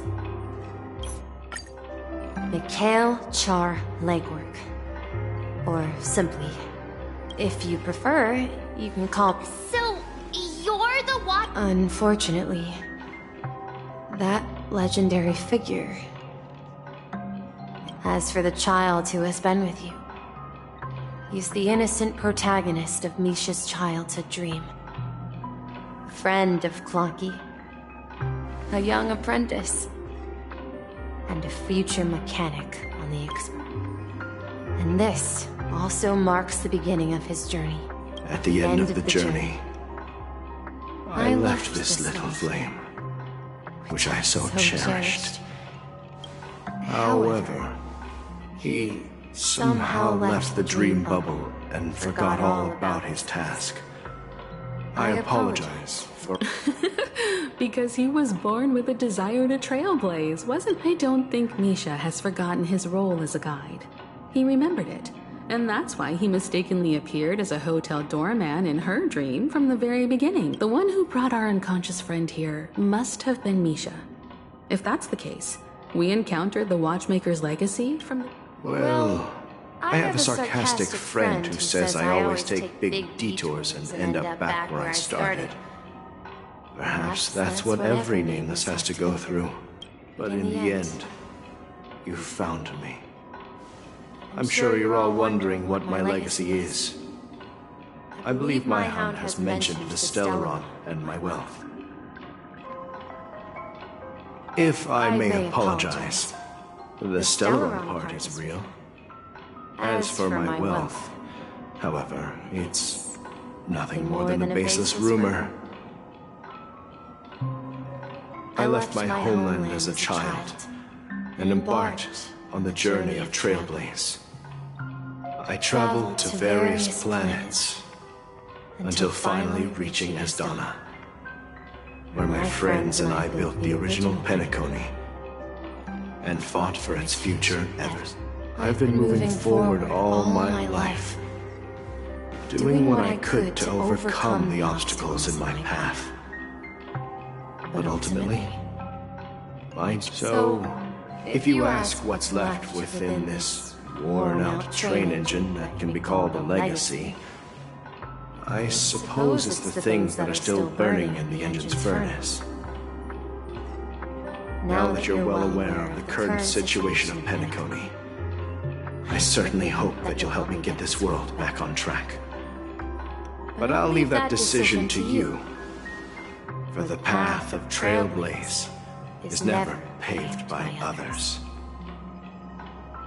All I have for you is a story and 2 gifts. I want to give you my pocket watch. It has accompanied me throughout my long journey, guiding that naive child forward, and has been blessed with the presence of so many and my hat too.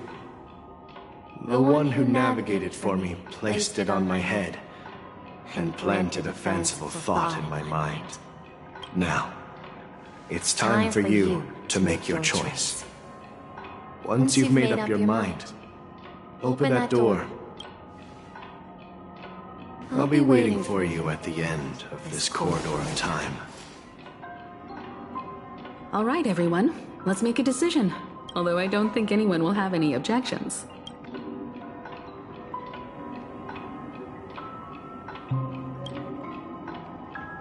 Of course. We've come this far. Surely there's no other option than... In that case, it's unanimous. Then let's proceed together to the end.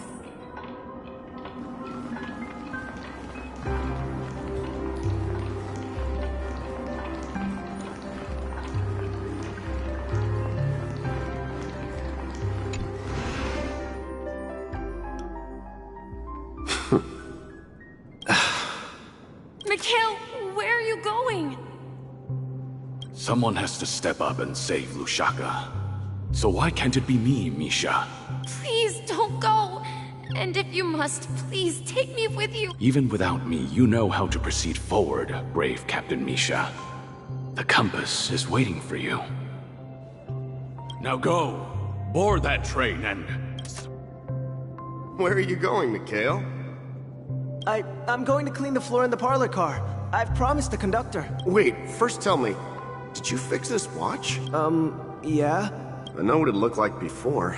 Its chain was broken, the back case torn, and the marks on the dial all worn out. Well, it's hard to explain, but I knew it could be fixed. It's the hands, Mr. Amundsen. Its hands were intact and pointing in the right direction, so I knew there would be a way to fix the rest. I see. You'll work with me from now on. Haven't you always wanted to tinker with this train? You're its mechanic now. As for the conductor, I'll do the talking. But I only know how to fix one. Don't worry. You've got what it takes. I'll teach you what you need to know. Where are you going, legwork? It's time to head to our next stop. I'm staying in Astana with Rosalina and Tiernan. I see. This place reminds you of home. The people of Astana have only achieved a tiny victory and still have a long way to go towards... Don't worry, not all journeys lead to the stars. Even if I leave the Express, our path of... Yeah. I knew you wouldn't stay on the Express forever. Leave in peace, my friend. And, take this with you.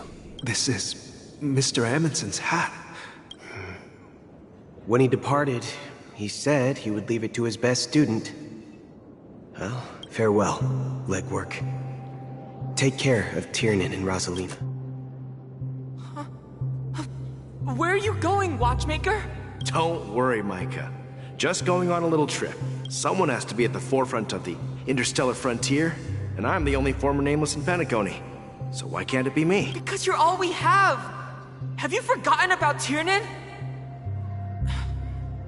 The cosmos is way more... But what will happen to Penacony if we don't find a way out?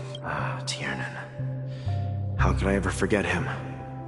I've spent countless sleepless nights asking myself why I didn't go with him back then. We Nameless won't stop. Don't worry, Micah. It's just a matter of getting back to my old profession. If I don't come back in one piece, then you'll become the next watchmaker. Where are you going, old man? Oh, you're here. Answer my question. What are you up to? Relax, Gallagher. I just came up with a great idea. Oh, come on!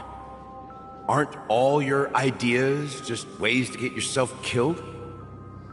I may be blunt here, but you're the last remaining hero in Penacony. If you die too, the secret of the Stellar... Yes, I'm afraid there's no way out in Penacony, so I'll have to consider... We'll organize a festival using the Watchmaker's legacy as a facade, and send invitations to the entire... So... a desperate struggle against... Desperate? Don't we have you here, my friend? This task is challenging, but what hasn't been challenged, make sure to send an invitation to the Astral Express. Misha! Where are you going? Oh, it's you, Clocky. Take me to Dreamflux Reef. Last night, I had a long dream about the day. Write it down? Oh, so I won't forget it. Do you remember? Of course! You told me that when you were a kid, you lived in a room full of clocks.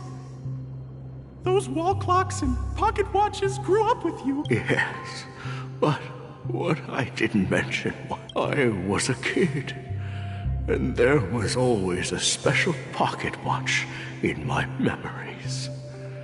It was with my grandpa, guiding him on his sea. I wanted to have a pocket watch like that too. Yeah. Every night. But you know what? It wasn't until the day my grandpa gave it to me. It was a compass. So, your name should have been Compassy. And the watchmaker is just a Nameless.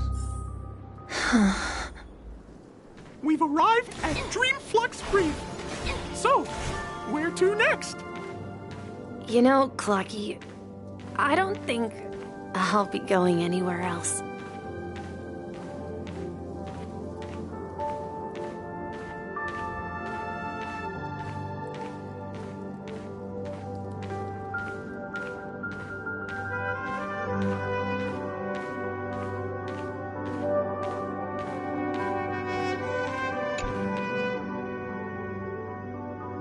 I've traveled far enough, and it's time for a little break.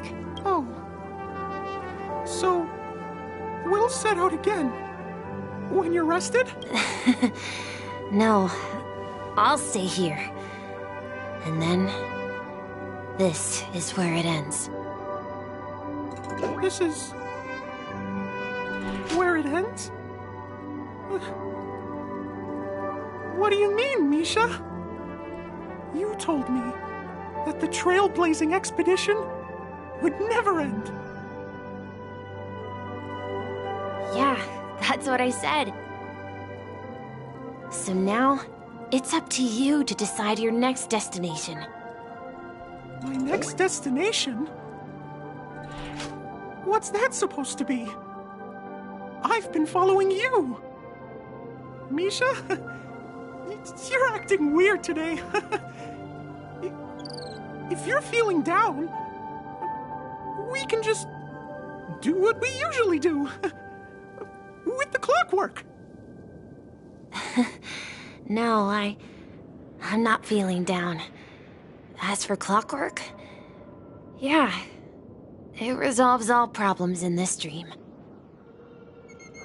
So, do you know what clockwork actually is? I'm not quite sure. Well, everyone gets lost at times. They may hesitate and doubt which way to go. That happens in this dreamscape and beyond. But don't worry. Everyone goes through moments of uncertainty and hesitation. Eventually, they gather the courage to make bold decisions. Whether it's calming, happy, angry, or sad, all they need is a little nudge to take. I'm leaving that little nudge with you, and I hope you'll share it with others. Such is the essence of clockwork, the will of the Trailblaze. Clocky's hands spin around non-stop, indicating confusion, frustration, and weakness. But ultimately, people still need to move forward. Just like your hands, always pointing ahead. This is where my journey ends. From now on, it is your path to walk. Trailblazing means taking paths your predecessors forswore and venturing even further. The Penacony in Mikhail's dreams does not belong to order.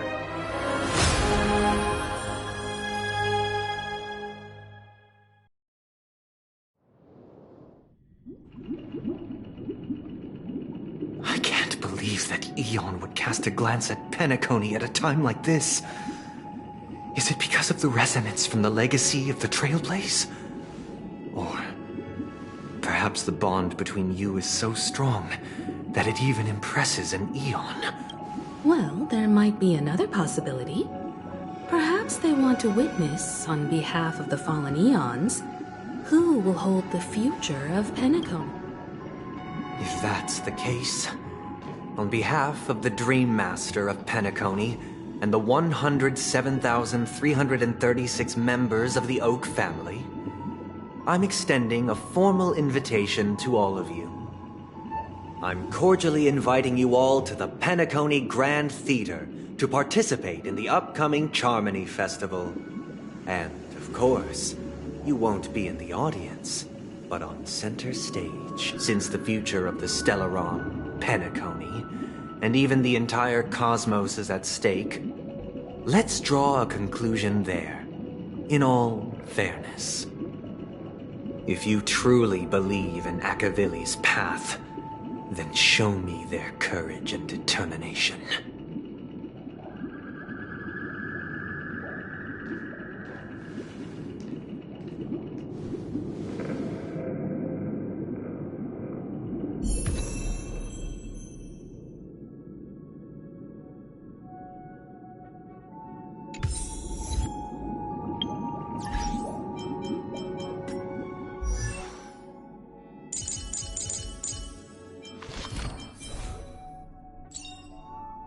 Unknown to each other, yet united in purpose, we make the same choices.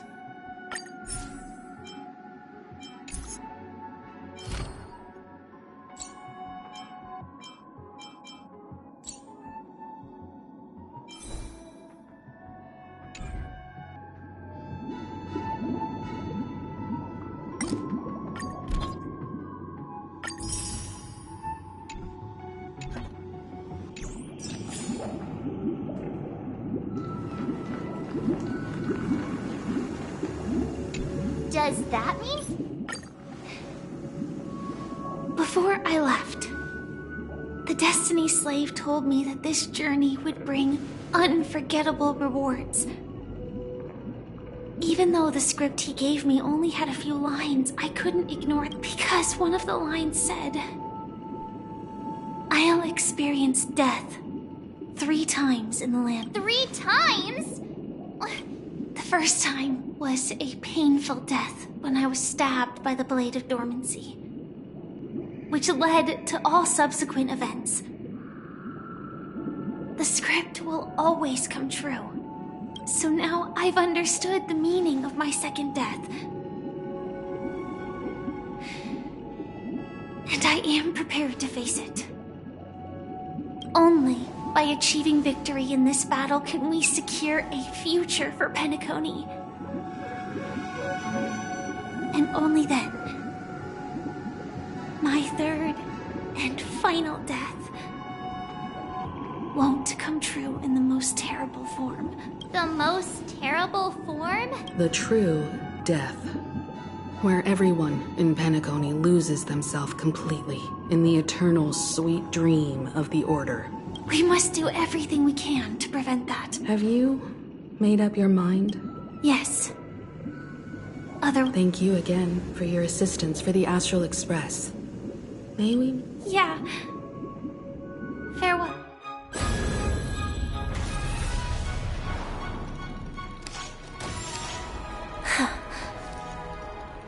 I dreamed of a scorched earth. Everyone, are you ready? A new shoot sprouted from the earth. It bloomed in the morning sun and whispered to me. Like fireflies to a flame, my biggest death. May we meet again in reality.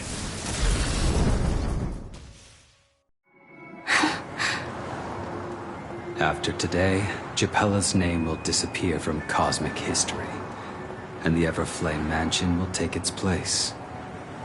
In the not-too-distant future, you'll receive an invitation. That's your next stop. Land of the Dreams. Penacony. I hope you find whatever you seek there. Be it answers or salvation. You mean my 3 deaths? Silverwolf told me about it. It's such a shame that it's not part of my script. Well, I want to live. I'm never afraid of death. The opposite of death is eternal life, and that's something I'll never desire. People die, and I am no exception. Death is like a script, a fate that cannot be defied. But that's exactly why we have to choose where we want to rest forever. Do you exist just to perish? Are you not the same, Blade? The end you desire is not one dictated by others. If I were to die now, I would only be a weapon. I believe I should die as a human. Though its definition escapes me, isn't this the answer that ordinary people look for their whole lives? A name that can be carved onto their tombstone. The tombstone that belongs to me once bore the inscription, Glamoth's Iron Cavalry. Then it changed to Stellaron Hunter. But one day, it will bear the name Firefly. And all the brilliance she showed at the end of her life.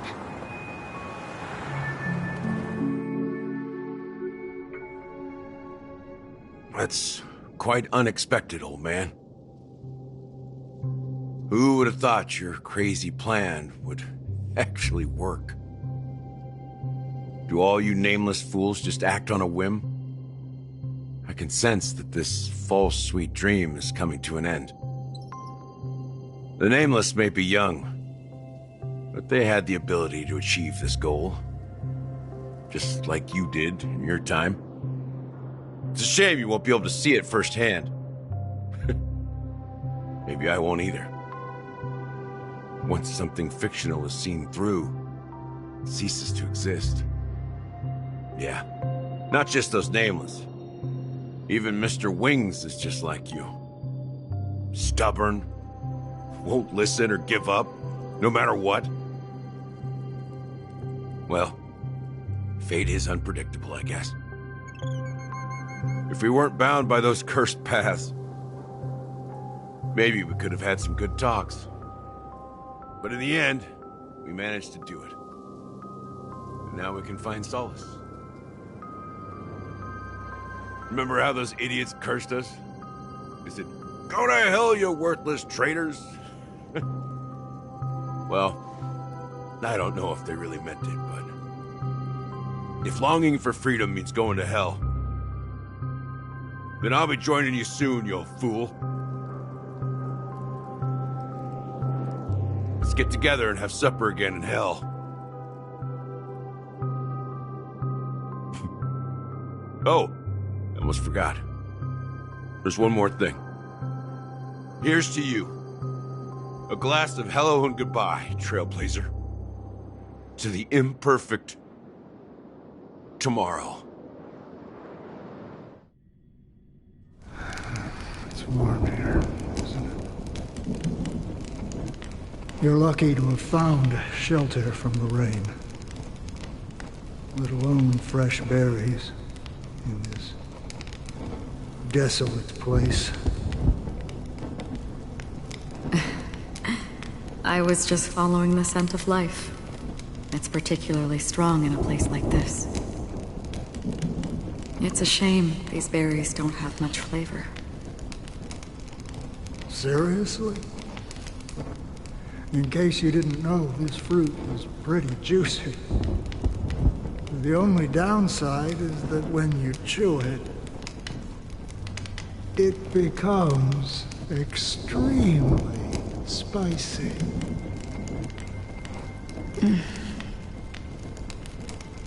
Have you lost your sense of taste? I can still taste certain things, like a faint sweetness. Before coming here, I stopped by a place called Orkron. It had barren cliffs and nights lit by bonfires. Burgundy snow would fall from the sky, and when it landed on my tongue, it tasted like raspberries. The flavor wasn't exactly sweet, but it left a lasting impression. When I think back on my past, I realize that what's tying everything together isn't the big events, but rather these small yet unforgettable moments. Don't worry about it. Losing oneself is a reality that every self-annihilator must face. At least I haven't completely lost my senses and memories yet. Well, congratulations on adding another footnote to your journey. By the way, are you always alone? No, I had a companion in Orkron. She's a short, nameless girl who aspired to explore IX. She always said she'd walk a path deeper and farther than Akavilis. Quite an ambition for such a small girl. So, what happened? She became stagnant water. Well, my condolences. Condolences. I don't need them. The girl left with a smile. She never regretted her choice and most definitely wanted me to say goodbye with a smile. So, that's what I did. That's proof that you're grieving for her. Or perhaps I'm just afraid. Afraid? I rarely sense that emotion from you. What do you fear? I'm afraid I'll forget the 30 days I spent with her, just like all the other days in my life. Most of them have already washed away with the rain, disappearing into an unseen realm. I fear that those vivid red memories will fade away too. There isn't much color left, and besides this faint, warm red, there's almost nothing.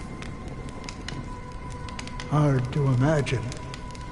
A ranger accustomed to bloodshed, destruction, and chaos, finding warmth in the red color. Because I have experienced this warmth many times. Long ago, I promised someone that I'd bring it to more people. And that for every remaining moment of my life, I'd strive for a better ending for all. As long as this red color still lingers, I have a chance to fulfill that promise. It represents a burning fire, blooming flower, the berries in this cave, and life itself, fleeting yet still dazzling. In the end, it will lead me beyond the horizon of existence. And on the other side, I will cut off nihility. The one blessed by the sleeping and shapeless is considering how to kill them. That's truly pure nihility. But you're right about one thing. After spending so much time near this stagnant water, only when I look at this vibrant red fire do I realize that I'm still alive. When will this rain ever stop? Perhaps when the sorrows of the departed have finally quieted down, the sky will clear up.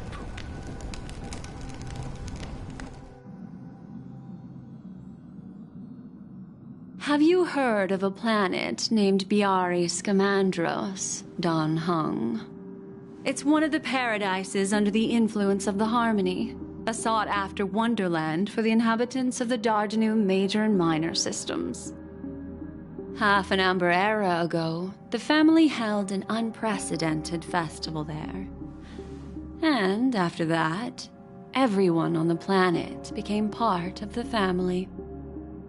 Do you think the same thing will happen on Penacony? Yes. Or how else can we explain it? The family deliberately used the Watchmaker's invitation to keep all the Pathstriders here, but banished the Emanator of the Nihility. Because of the Nihility, I'm rarely affected by the power of other paths, but somehow I can unconsciously infiltrate them. Maybe that's the risk they're trying to avoid. I would disagree. Biari Scamandros is not part of the credit system or connected to the Silver Rail. It's nothing more than a remote civilization sheltered by the Harmony. But Penacony is different. If the family messes with Penacony, that would be like declaring war on almost half of the factions in the cosmos. They have no reason to do that. No, they don't. If they truly serve the Harmony, that is. What do you mean? The path in Penacony is impure. The Harmony here has impurities. Do you remember the ancient swarm disaster? Tazerond, the propaganda.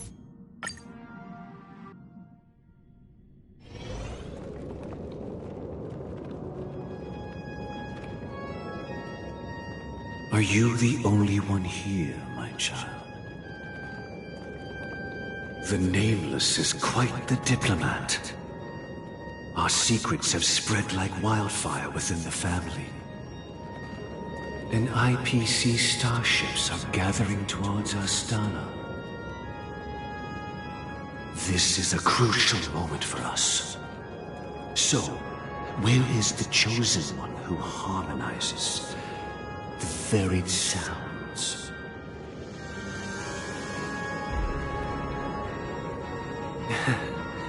What do you mean, Master? I'm right here in front of you, aren't I? You know, she was supposed to be the star of the Charmony Festival in our plan. But the plan has changed. As her brother, I know she doesn't want to sing for the Order, so I'll take her place. You've always been wise beyond your years. I'm sure you understand the consequences of your choice. If you consider this a betrayal, well, there can't be two suns in the sky. I'll step up. Do you believe in karma? If karma exists, then everyone has their own karma. You have yours, and I have mine. And my karma has nothing to do with you, Mr. Gopherwood. All right. Since you're willing to sacrifice yourself for her, I'll grant your wish. Well, the compromise came sooner than expected. Why? You and your sister were born as twins of the Order. And one of you is destined to follow this path to the end.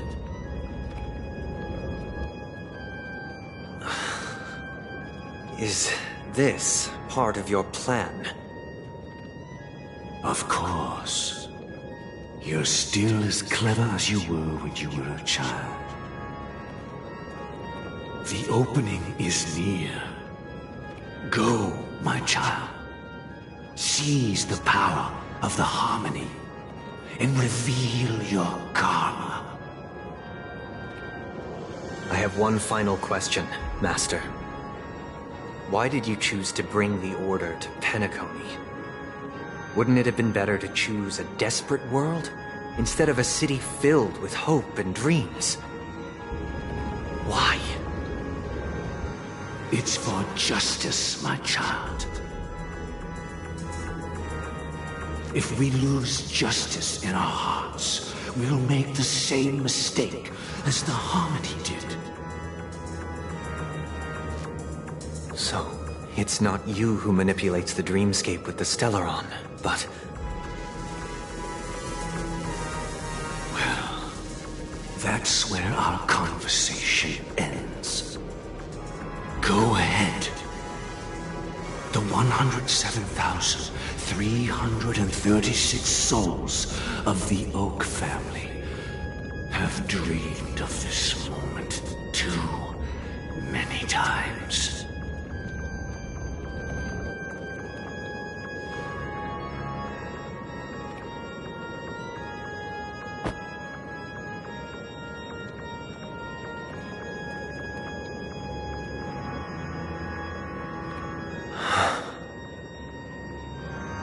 I shall ascend to the heavens, becoming the scorching sun. Bathed in my light, my people shall flourish, while all evil shall be eradicated. This is the interior of the Penacony Grand Theater. It's quite exhilarating. And not only that,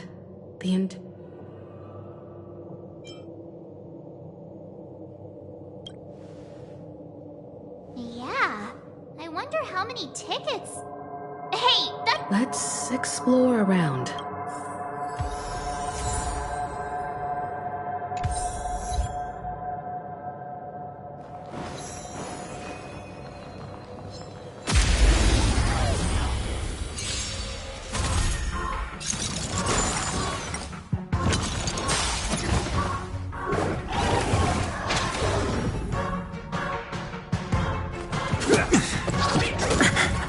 No other choice but forward. Future will come!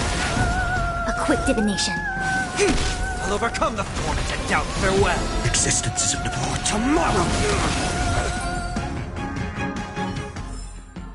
Amphorius will welcome a true dawn.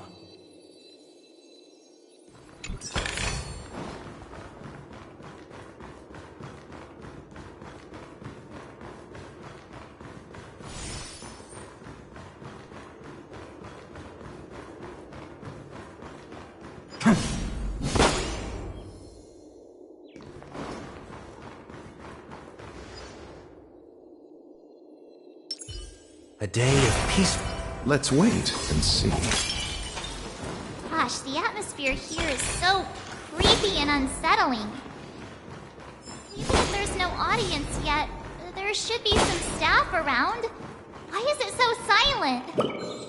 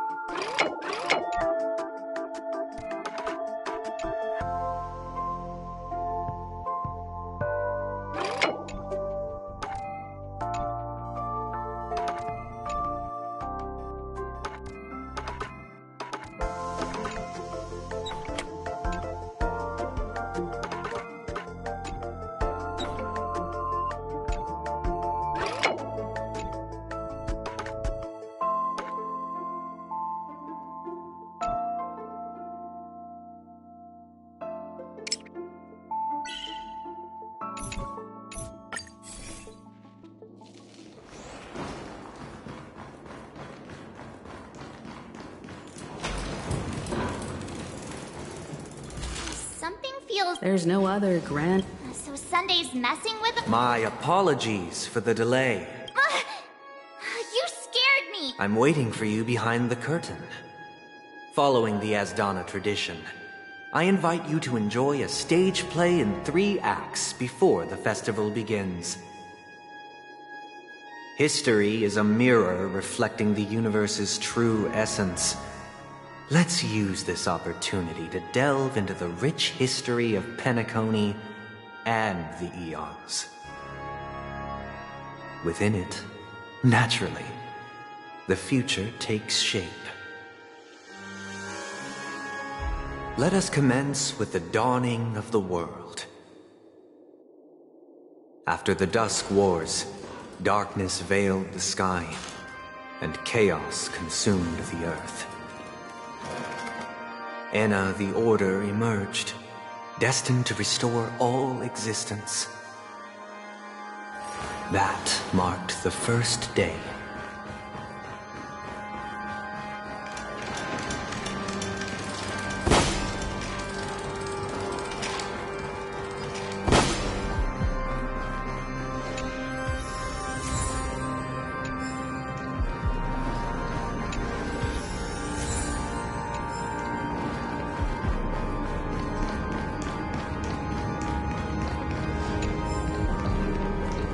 They gathered nebulae and forged them into picks, thus creating a grand lyre with black and white keys. Strike the white keys, and the sun rose. Strike the black keys, and the moon rose. And so, the cycle of day and night arose. That marked the second day.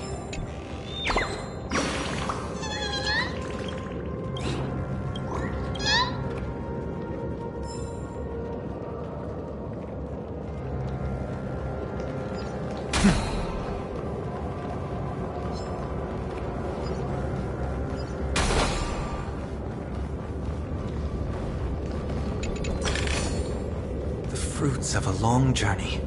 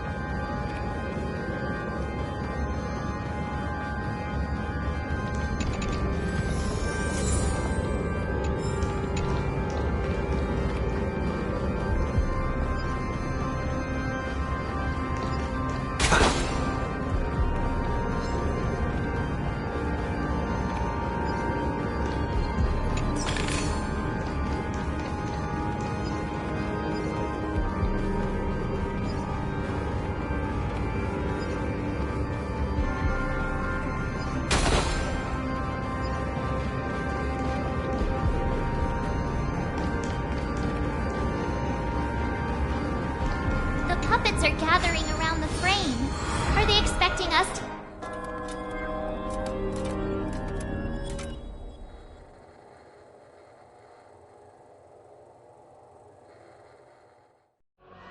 Where are we now? The atmosphere here looks similar to Sunday's inner world. This act is named... I thought things were fine. I genuinely wish to avoid a violent clash with my esteemed guests from afar. Therefore, I've arranged 3 acts before the situation becomes irreparable. Where shall we start our narrative? Well, let's start with the time when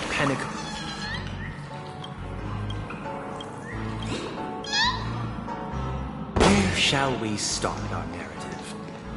Well, let's start with the time when Penacony was still a frontier prison.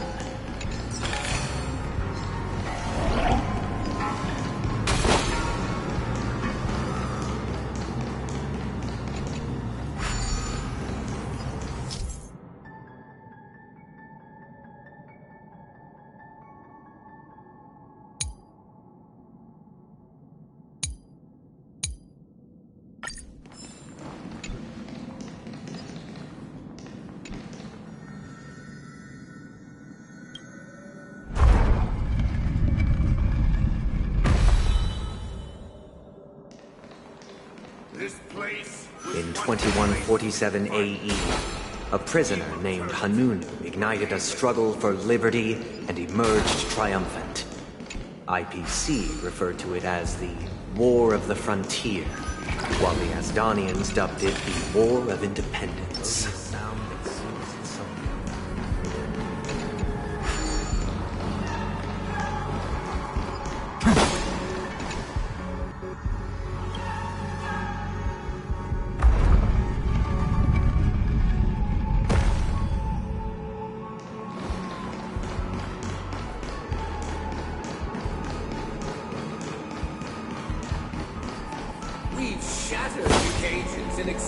It's true that Hanunu was a legendary hero, but it must be acknowledged that while he bestowed freedom upon the prisoners, he didn't grant them truly. The 3 nameless stayed on the planet, endeavoring to spread the tenets of Trailblaze throughout the frontier prison.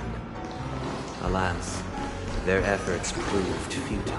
Let's build another prison. Once again, Asdana was engulfed in war, this time the enemies originating from within.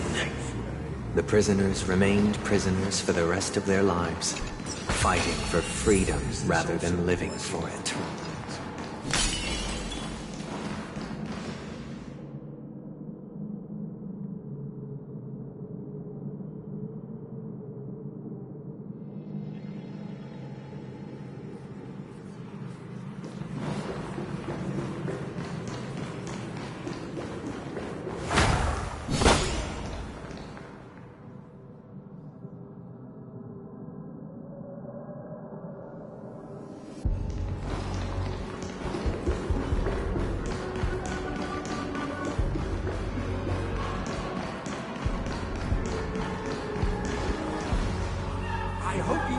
this land. As you can see, their sentences have long ended, and the IPC guards have long been expelled. Yet, freedom permeates every corner, except fragile souls. It gives solace only to those who believe in its existence. Prisoners, this is my order. Learn the essence of freedom and teach your fellow prisoners to fight for their lives.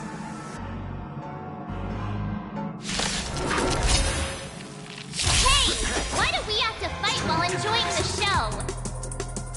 For I desire not only your enjoyment, but also your assistance in its completion. Tomorrow!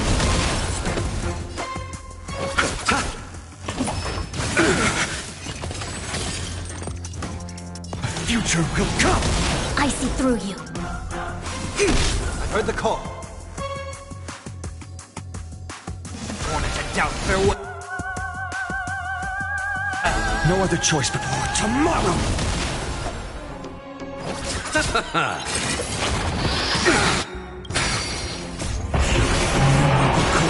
Consume me. Sun tear the sky!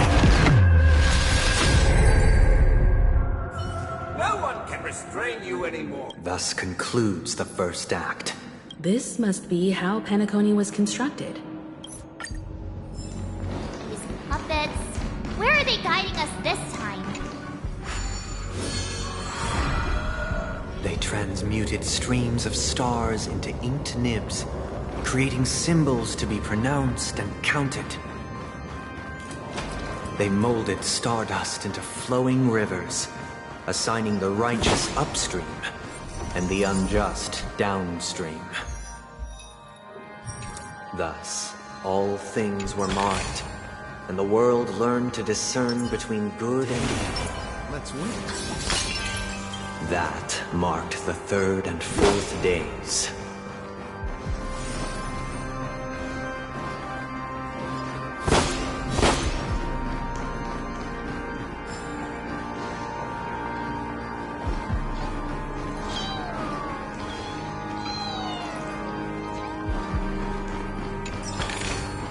I've appraised it all. No fakes.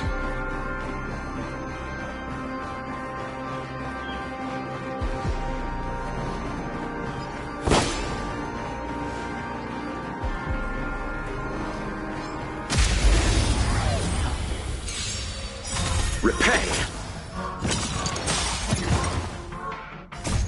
Watch over you and guide you on your path!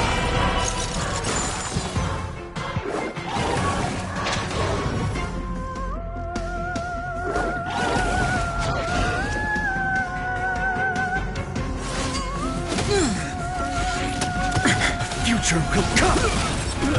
Converge and awaken! Human creations! Trinity is before me!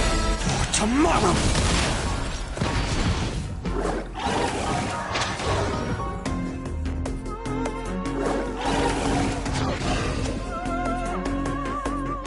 Future will come!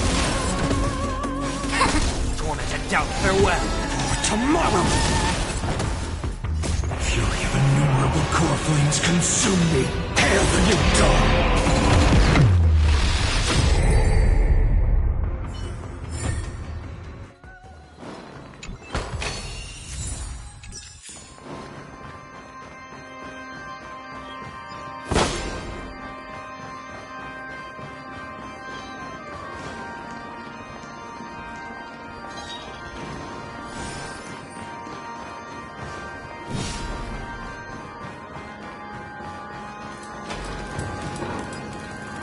Look! Another frame!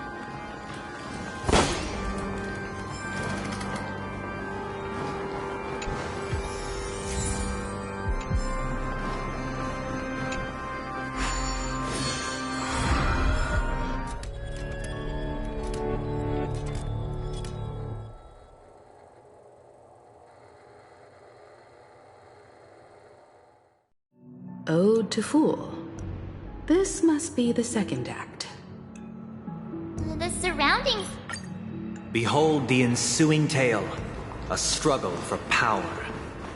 Penacony witnessed the ascent of the 7 major lineages: tree, grass, flower, bird, beast.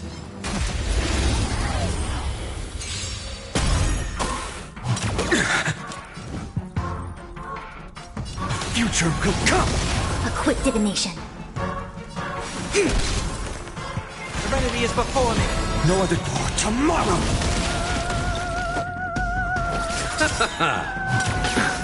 Existence is of no comment. Future will come!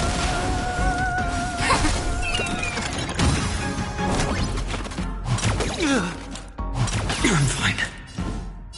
For tomorrow! And doubt farewell. The core flames consume me. So tear the sky!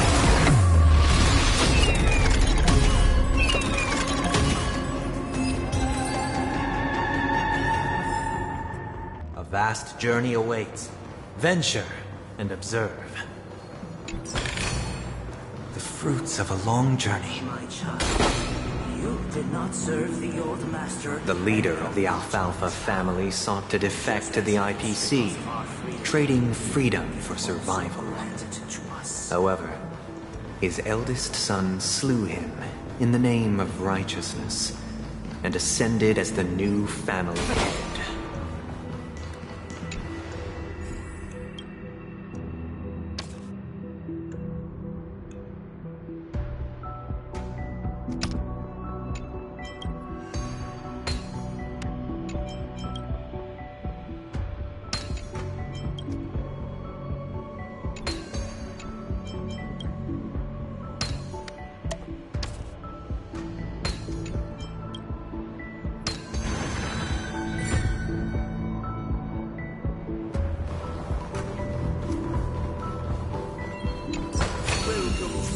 Melodious sound that soothes the soul. Land of the Exiles was in disarray, besieged by both internal and external perils. Though the 7 major lineages appeared united on the surface, each harbored their own ambitions, leading to ceaseless conflict.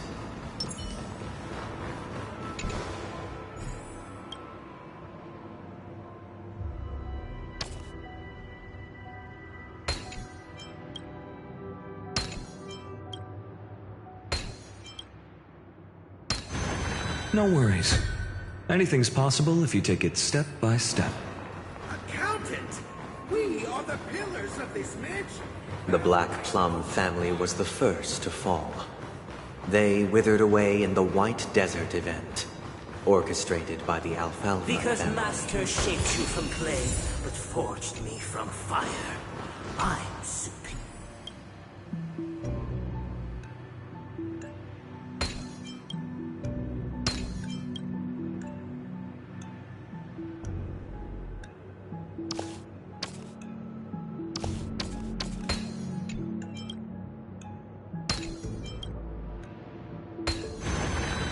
Reminds me of when I was studying at the Grove.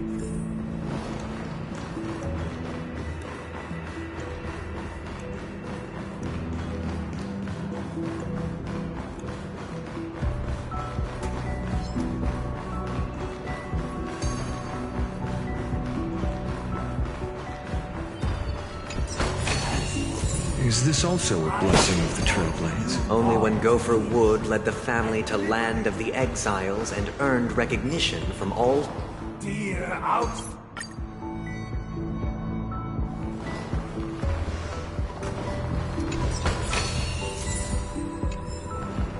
Master!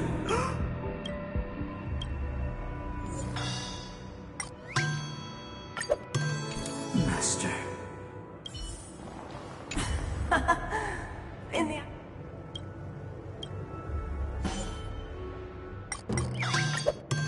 I shall sing for my new master.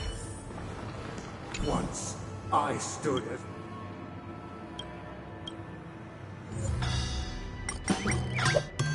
My former master has... Master is no longer here.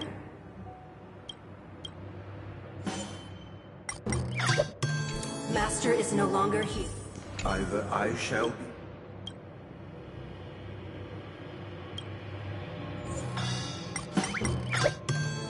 Without a master. Thank you. The snow is tall as sun. The sky turns, and the earth seems to break glass. The edge of the silver universe. First blood stabs the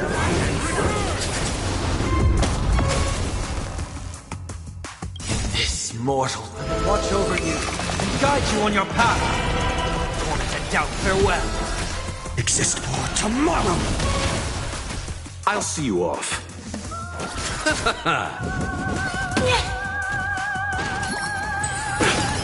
Bloom. Repay. No other choice but forward. Future will come. I see through you. Urge and awaken. Core flames consume me. Hail the new dawn. Alas, they remain. Thus concludes the second act. This is...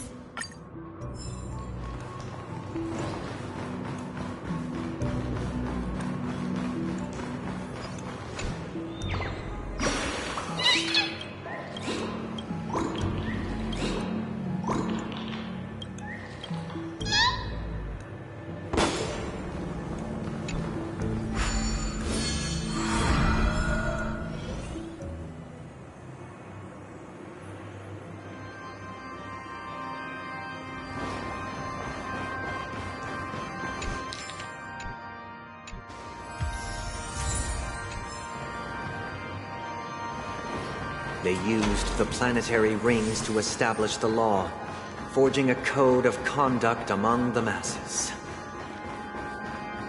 A grand lyre with black and white keys served as an instrument, while symbols of articulation and numerical notation took the form of musical notes. The downward flowing river became a melody, and the canon of law dictated the form. Thus, all mortals found their unique place within this symphony. That... This guy is really into these puppets.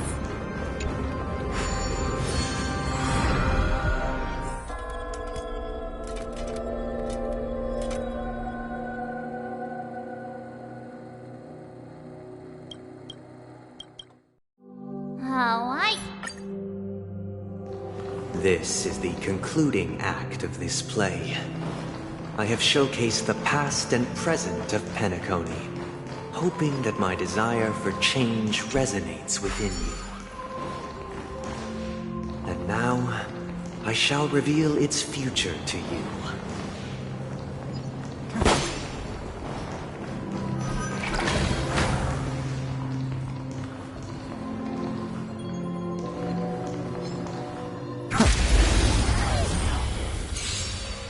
Repay!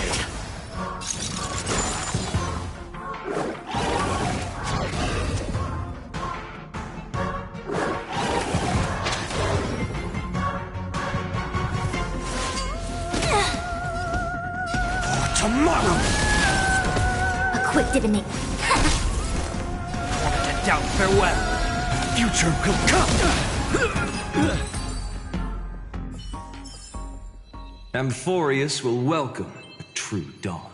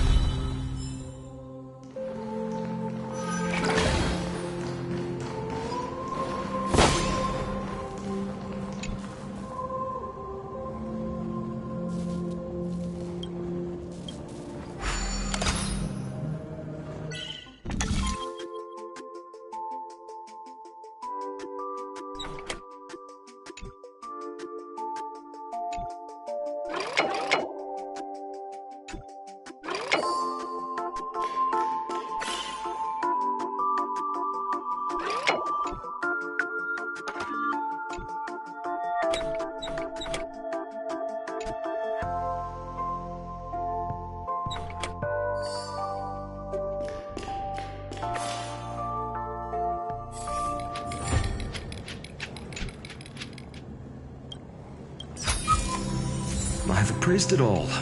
No fakes.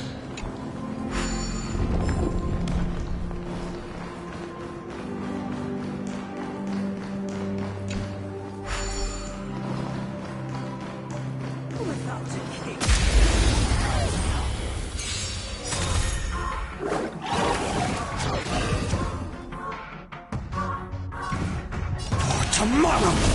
I see through you. I've heard the call. Serenity is before me. Exist. Future will come.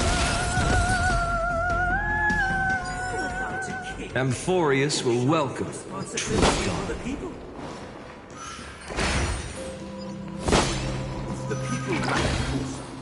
we will make choices on their behalf and bear our responsibility.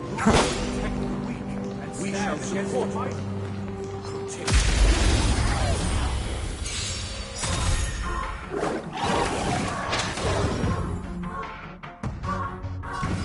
Tomorrow! A quick divination. I'll overcome the torment and doubt farewell. Future will come! For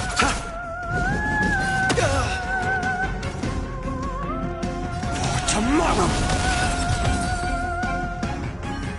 Without a king, who shall protect the weak and stand against we shall support one another, protecting the weak and standing against the mighty.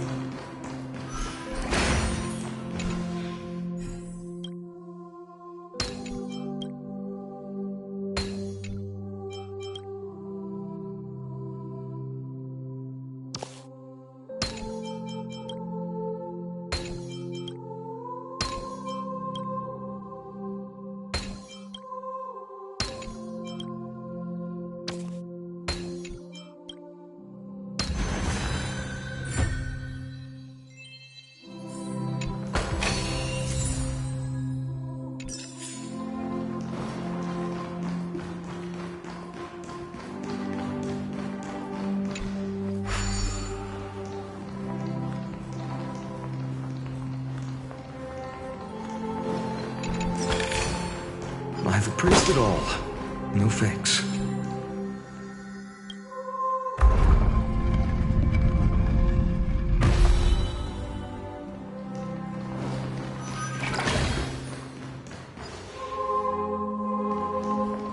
Without a king, who shall govern the movement of stars? Before The ebb and flow of time. Everything followed its natural course, and so it shall continue even after the king's departure. Is this also a blessing of the Trailblades? For we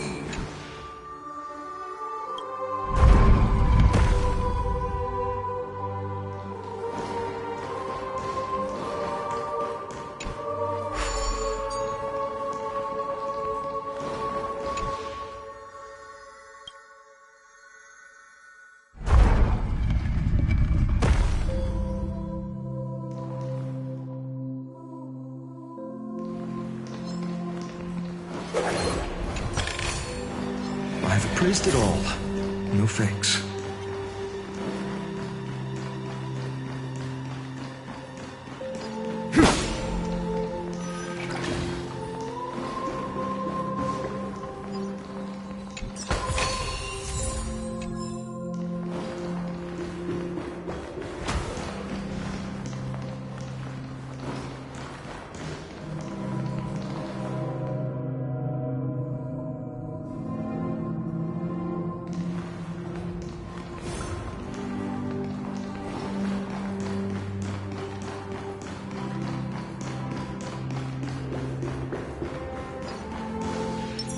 A day of peaceful... Let's wait and see. Hey, Arf.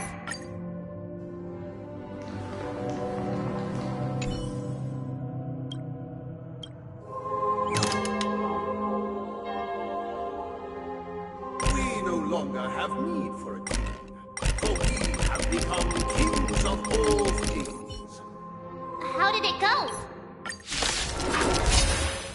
Ascending from the infinite spiral staircase, I traverse towards the future with measured steps. Time to temper myself. No need to remember or seek my existence.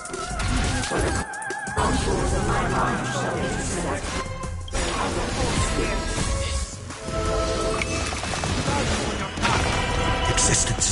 future will come!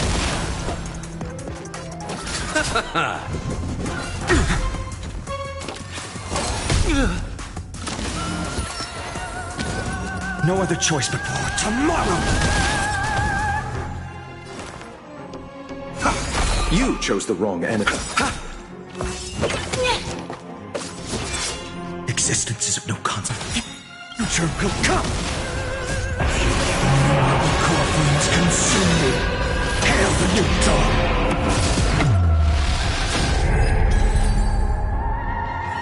In the hushed expanse.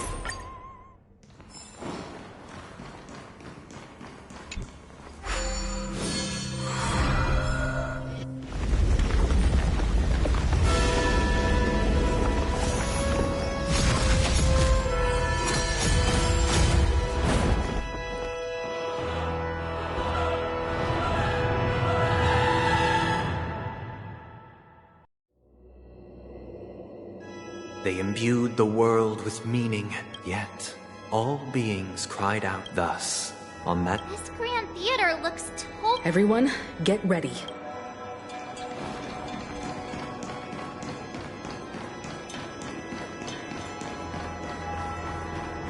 A day of peace. Let's wait and see.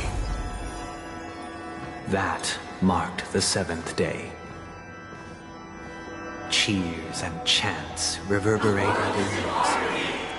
The stars shine bright. Praise the great one. The order is dead. The order is dead. The order is dead.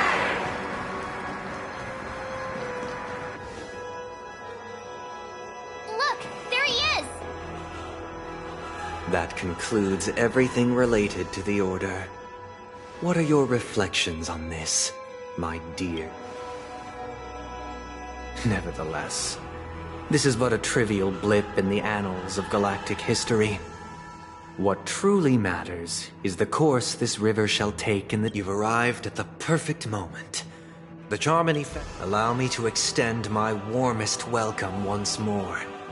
Welcome to Penacony Grand Theater, the very core of the sweet dream, the abode of the Stellaron, the grand stage of the Charmony Festival, and the very place where the future of Penacony shall be determined through conflict.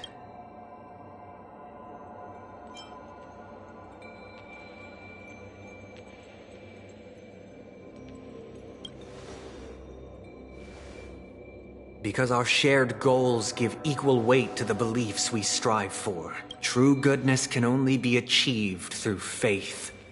Allow me to point out that falling into a permanent slumber is not happiness, especially when those people are driven by someone else's will in their sleep. Do you still believe that the Order only seeks to control the universe as their puppet, Himiko? No matter how perfect your vision of paradise may be, a cage remains a cage. People will never achieve true happiness in a world like that. They would just be toys for the Eon. It seems you have misunderstood my intentions. Allow me to clarify. My desire is not to resurrect a fallen Eon, or become one. My sole objective is to create a paradise free from Eons, where the Order ensures the dignity and happiness of all humanity. A paradise exclusive to us human beings. That's not the case. If people are to live with dignity, there must be nothing and no one above them. In your so-called paradise, you would be the one reigning supreme. Looks like we won't be able to convince each other. Now that our conflict has been destined, let's unveil our paths and reveal to the universe the truth. However, before the prelude to the future begins, please take a moment to ponder the questions I've posed. Is darkness equal to daylight? Are sinners equal to the righteous? If you are born weak, which god should you turn to for solace?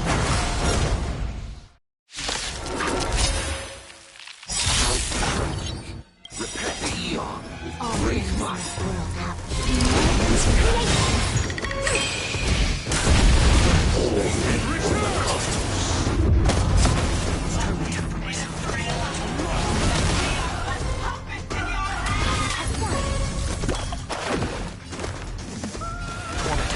farewell.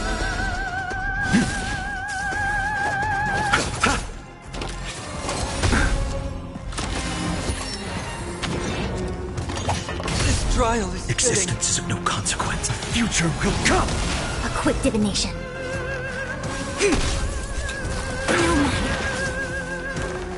Serenity is before me. For tomorrow. Let's settle this. It's of no consequence. In this mortal form, watch over you and guide you on your path. Flames consume me. Sun tear the sky.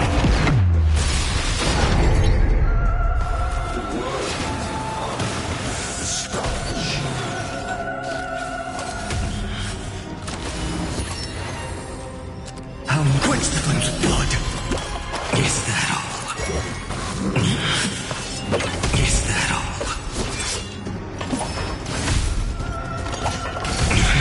Rend it with strife. The flames of the other night. Quench the flames with blood.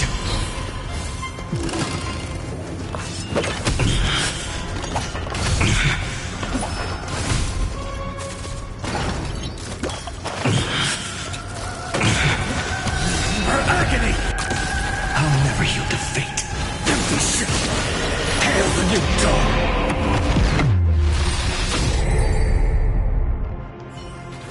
I already know your decision. I now permit you to gaze into the sun.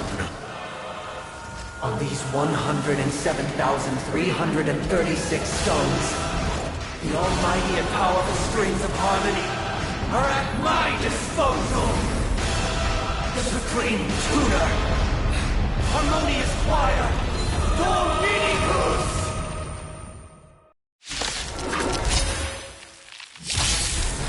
Oh, lost souls, come and meet your master! The embodiment of the harmony? So the true purpose of the Charmony Festival is to usurp it? For the next tomorrow! Disorderly noise! Allow me to make a divination. Information in accordance. I will overcome the thorns. Serenity stands clear before me. The new world will arrive! Pity you chose the wrong enemy.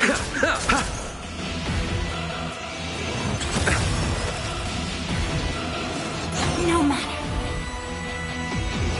It's of no consequence. Eternal sleep is the dead will return! Wise and perceptive as you are, answer me this. Why could the harmony and the order merge into one?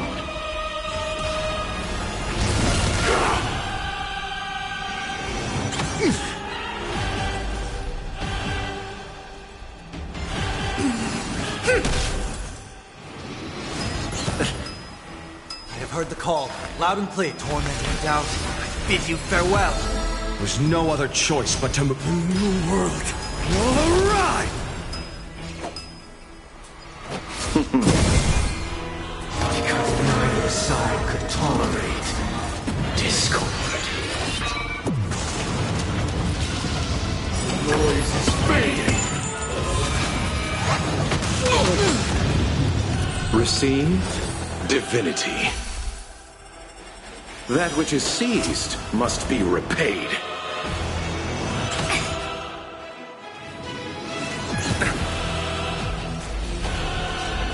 Together as one. All things in this world, yet stratagems, constellations, are human creations.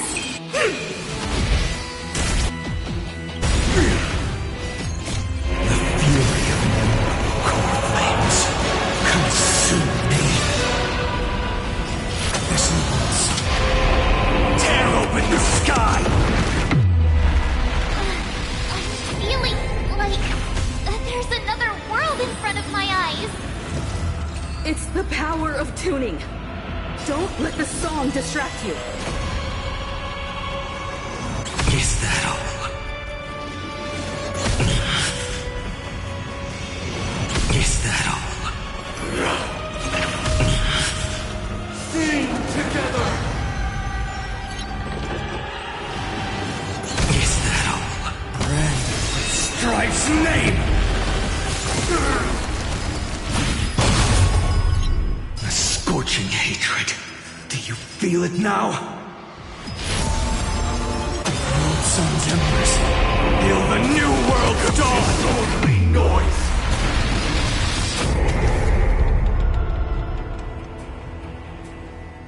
The time has come. Creation will be reborn from the remains of the gods. Dan Heng?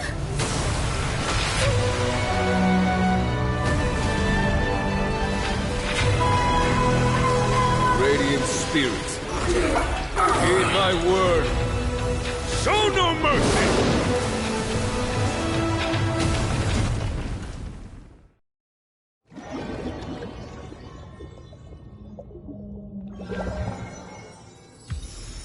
Wake up!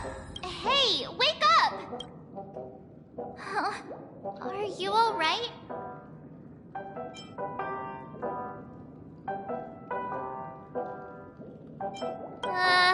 Kind of. It was General Qing Yuan who helped us shoot it down. In any case, since you remember what happened just now, well, it's a long story. Simply put, Dan Heng used the Jade Abacus of Allying Oath when we were in the middle of a fierce battle, and summoned the General to help us, and then we returned to reality. Look, everyone else has also returned from the dreamscape. Not going to come chat with me, sleepyhead. That voice. Is that Black Swan?